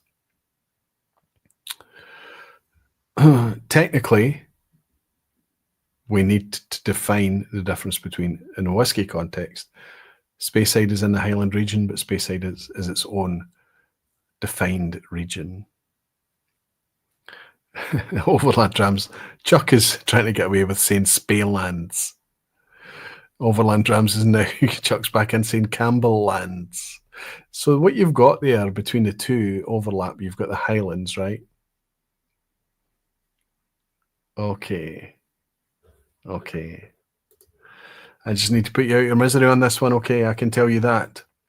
The two smallest Glen distilleries in actual practical is probably likely to be Glenwivis and Glengyle. Glengyle's in Campbelltown, Glenwivis is in the Highlands, in terms of what they actually make. But two also really small distilleries out there is Glenwivis and Glenturret are the two smallest by actual capacity. Glen Scotia is also tiny as well. It doesn't even, I don't think it even breaks maybe 500,000, 500,000 litres per annum right now. Capacity is quite a bit bigger than that, but Glen Scotia is also very small. But in terms of quoted capacity, Glengyle quotes 750, but there's no chance they'll ever make that. I don't think so. I hope, hopefully one day. But yeah, it's the Highlands, and it's Glenwivis and Glenturret is the two smallest glens, according to the Malt Whiskey Yearbook. So that was a wee banana skin in there.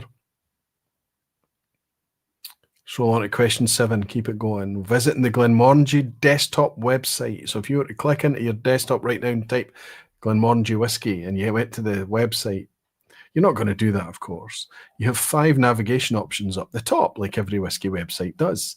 It's going to have an about section, a shop section, how to visit us, and Glenmorangie has a membership tag as well. But then after that has something else. Is it A, a link to a Hollywood name, B, a link to a whiskey archive, or C, a link to a completely different distillery? What does Glenmorangie have?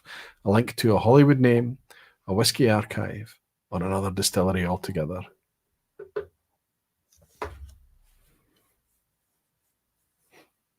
Graham Young is saying, picked A, went with C. Shit. Unlucky, buddy. Does that mean you're not going to make your 10 out of 10 tonight? You have made it in the past. You need to go solo on this one, Aquavite. Ben. Lachlan is in guessing on A. Bob Weiser's gone with the crowd on A. May the Schwartz be with you, says Grain of Malt.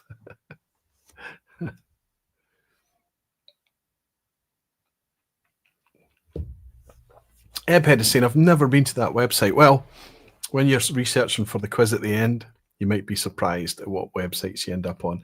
I have to say this Inchgour is very, very tasty. Let's do a wee quick sweep of the drams. I know what's in this glass, and I'm saving it. There's only a wee sip left. I think that might be the last sip of the night for me. Just good whiskies. So Johnny Walker, and that one I just sipped previously.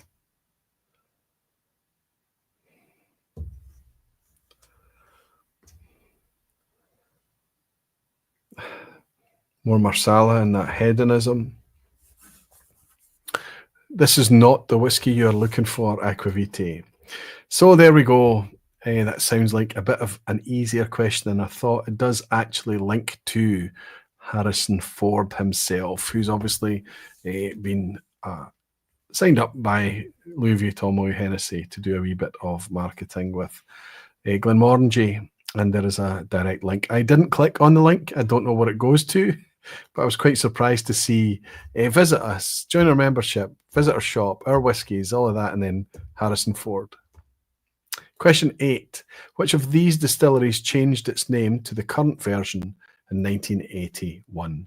So I want to know it's changed its name to what we know it as today in 1981. Am I talking about A, Breval, B, Cardew, or C, Tobermory?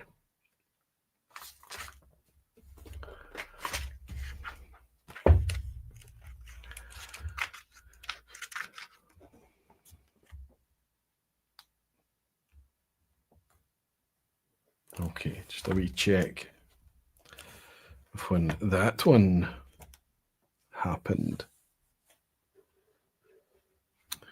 Which of these distilleries changed its name to what we know as today in 1981? A, Breval, B, Cardew, C, Tobermory. I think of vodka with Harrison Ford, says Hoyt. It's him in a kilt that's too long for him, says Aquavitae. A kilt that's too long. I wonder if what my kilt would... I don't think my kilt would touch me now.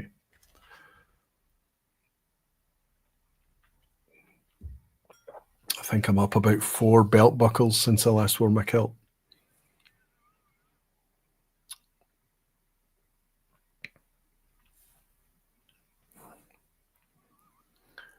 It's a type of martini. Okay. A, Breval, B, Cardew, C, Tobermory. I can tell you that in the 1970s, Tobermory changed its name from Lechik.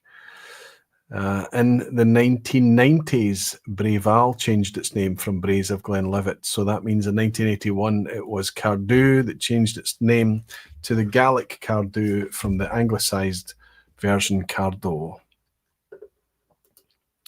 So it was B, Cardew. Bit of a banana skin there.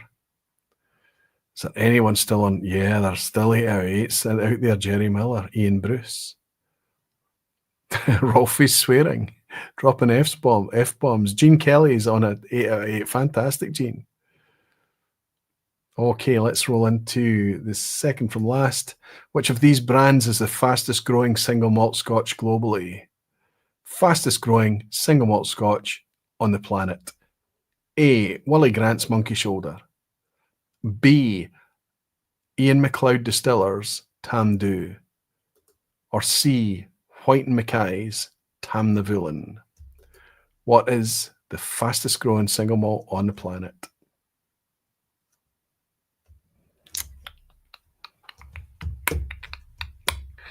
Whiskey with Molly suggesting this is easy. Getting a bit of swagger about him, the big man. Joe Smith is going for C. Trevor Edge is going for B. Justin Wan's going for B. Graham Fraser is celebrating his 8 out of 8. Wonder if Graham Fraser's just a beat behind tonight.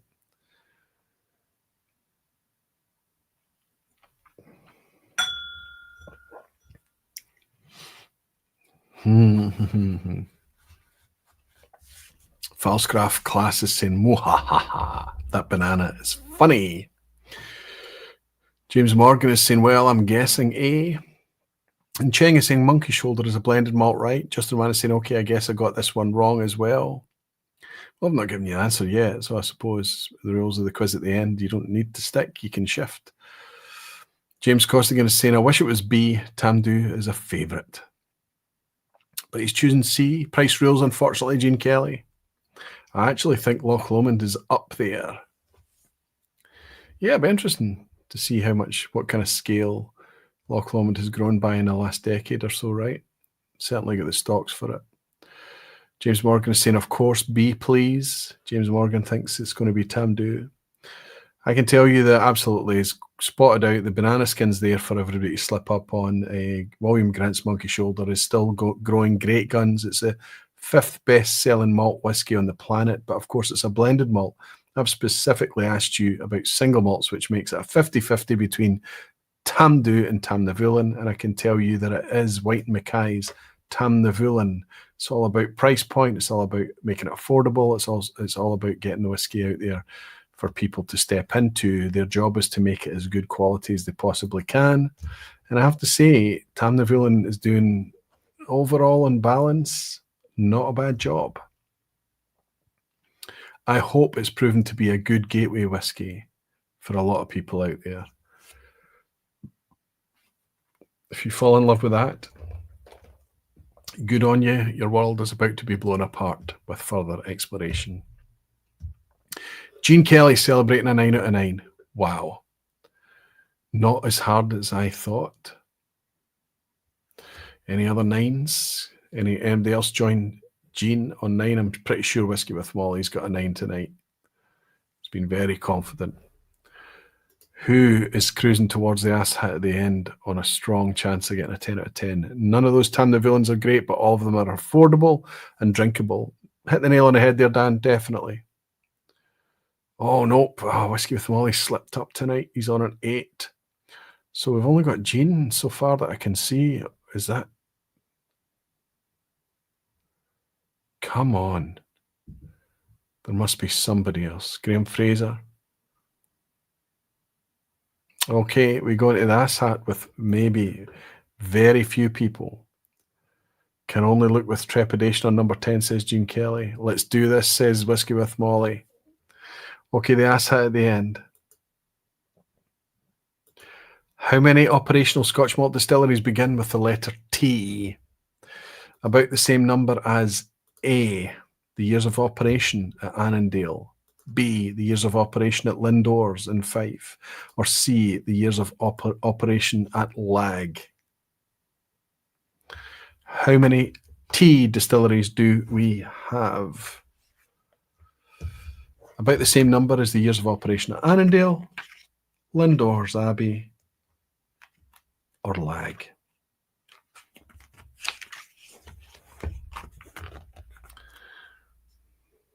Come on, Gene. Ian Bruce as well, says Petehead, so it looks like Ian Bruce is on. Now here's where I always fail Ian saying, no, Ian Bruce, come on, are you on a 9 out of 9? Did I miss that you're on a 9? Ian, you're on 9 out of 9. Jerry Miller is also on a 9 out of 9. I'm being set up to lose my 10 on the ass hat for the 3rd week running. Come on, Jerry. Come on, Ian. Come on, Gene. Probably 10, I guess, says Whiskey with Molly. Pure ass hattery, says Mike. B, pure guess, says Justin 1. B, Stewie Baby. Andre is going for A. Graham Fraser is going for A. Lachlan is going for B. Barry Coleman's going for B, along with Falsgraf. Mikey Hayes saying A. Danny Hebbington is saying A. This is splitting the crowd. Nobody's thinking it's Lag. Everybody's split between A's and B's. I'll go with B, says Warner.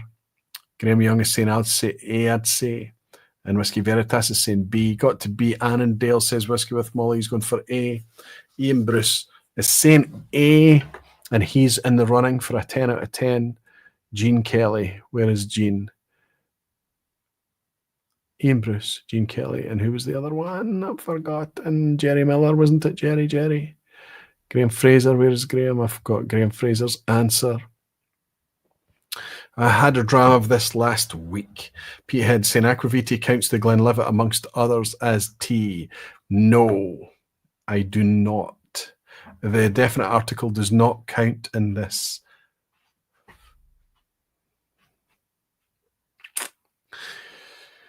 Gene Kelly saying late switch to A. Mike Melissa saying only A makes sense to me. Not that I have any sense. Okay, let's reveal the answers. I can tell you that Annandale has 11 years of operation. I can tell you that Lindores has 8 years of operation. And I can tell you that Lag has 6 years of operation. T distilleries, I'll read them out to you just now if I can with these specs on. I'll try. Talisker, Tamdhu and Tamnavulin, Chinook, Tobermory and Tomatin.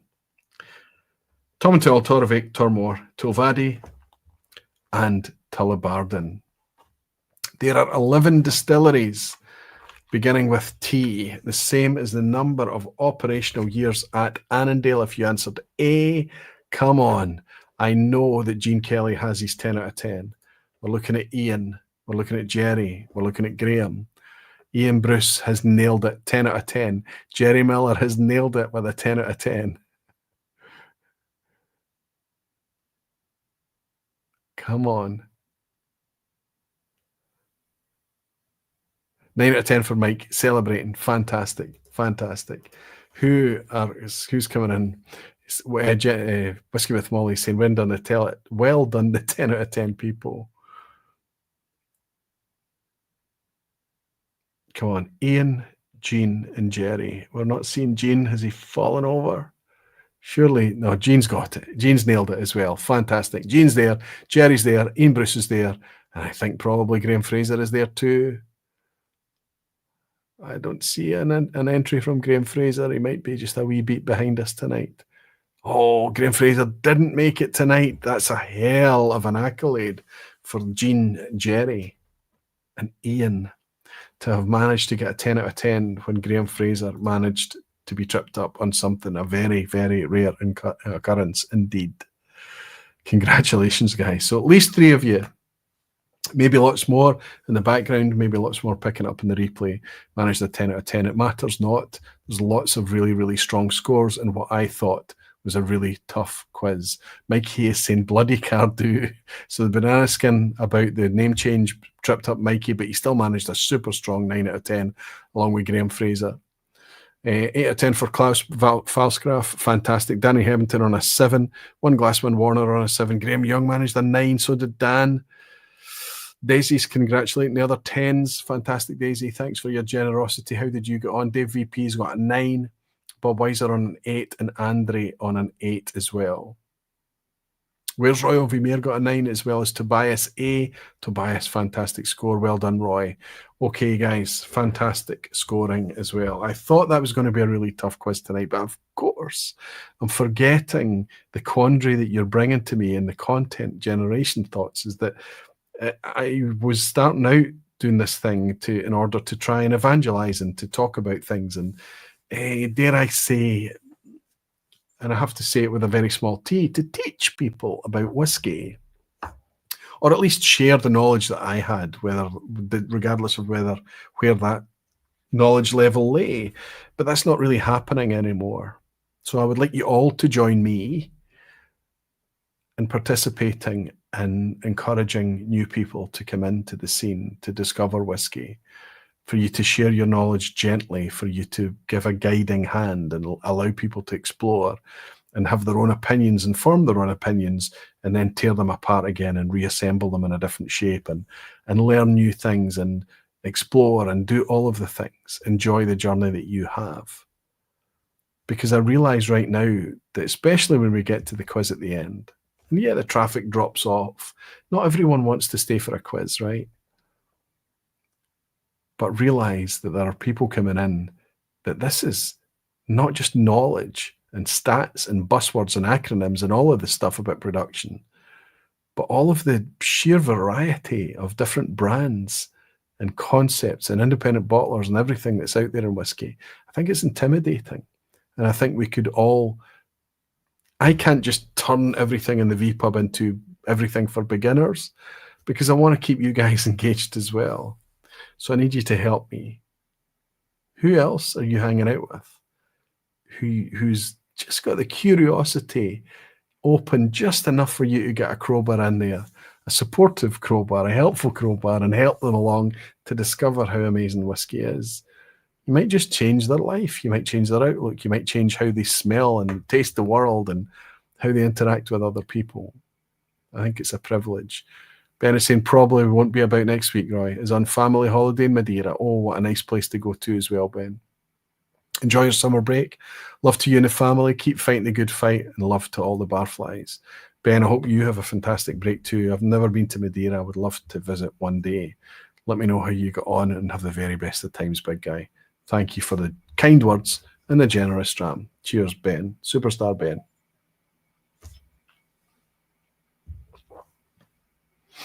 So thankful for the value that the vPubs bring to our life, says Jean Kelly. Thank you so much. Thank you, Jean, for the kind words.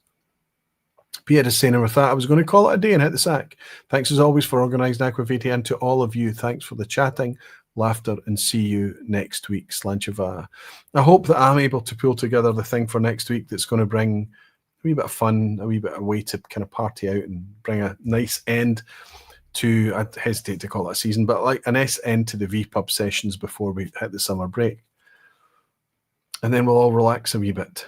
I'll try and find other people who are willing to step in, and I'll try and bring together at least a recycled review for you over the summer break too, along with Dramface podcasts to keep you content.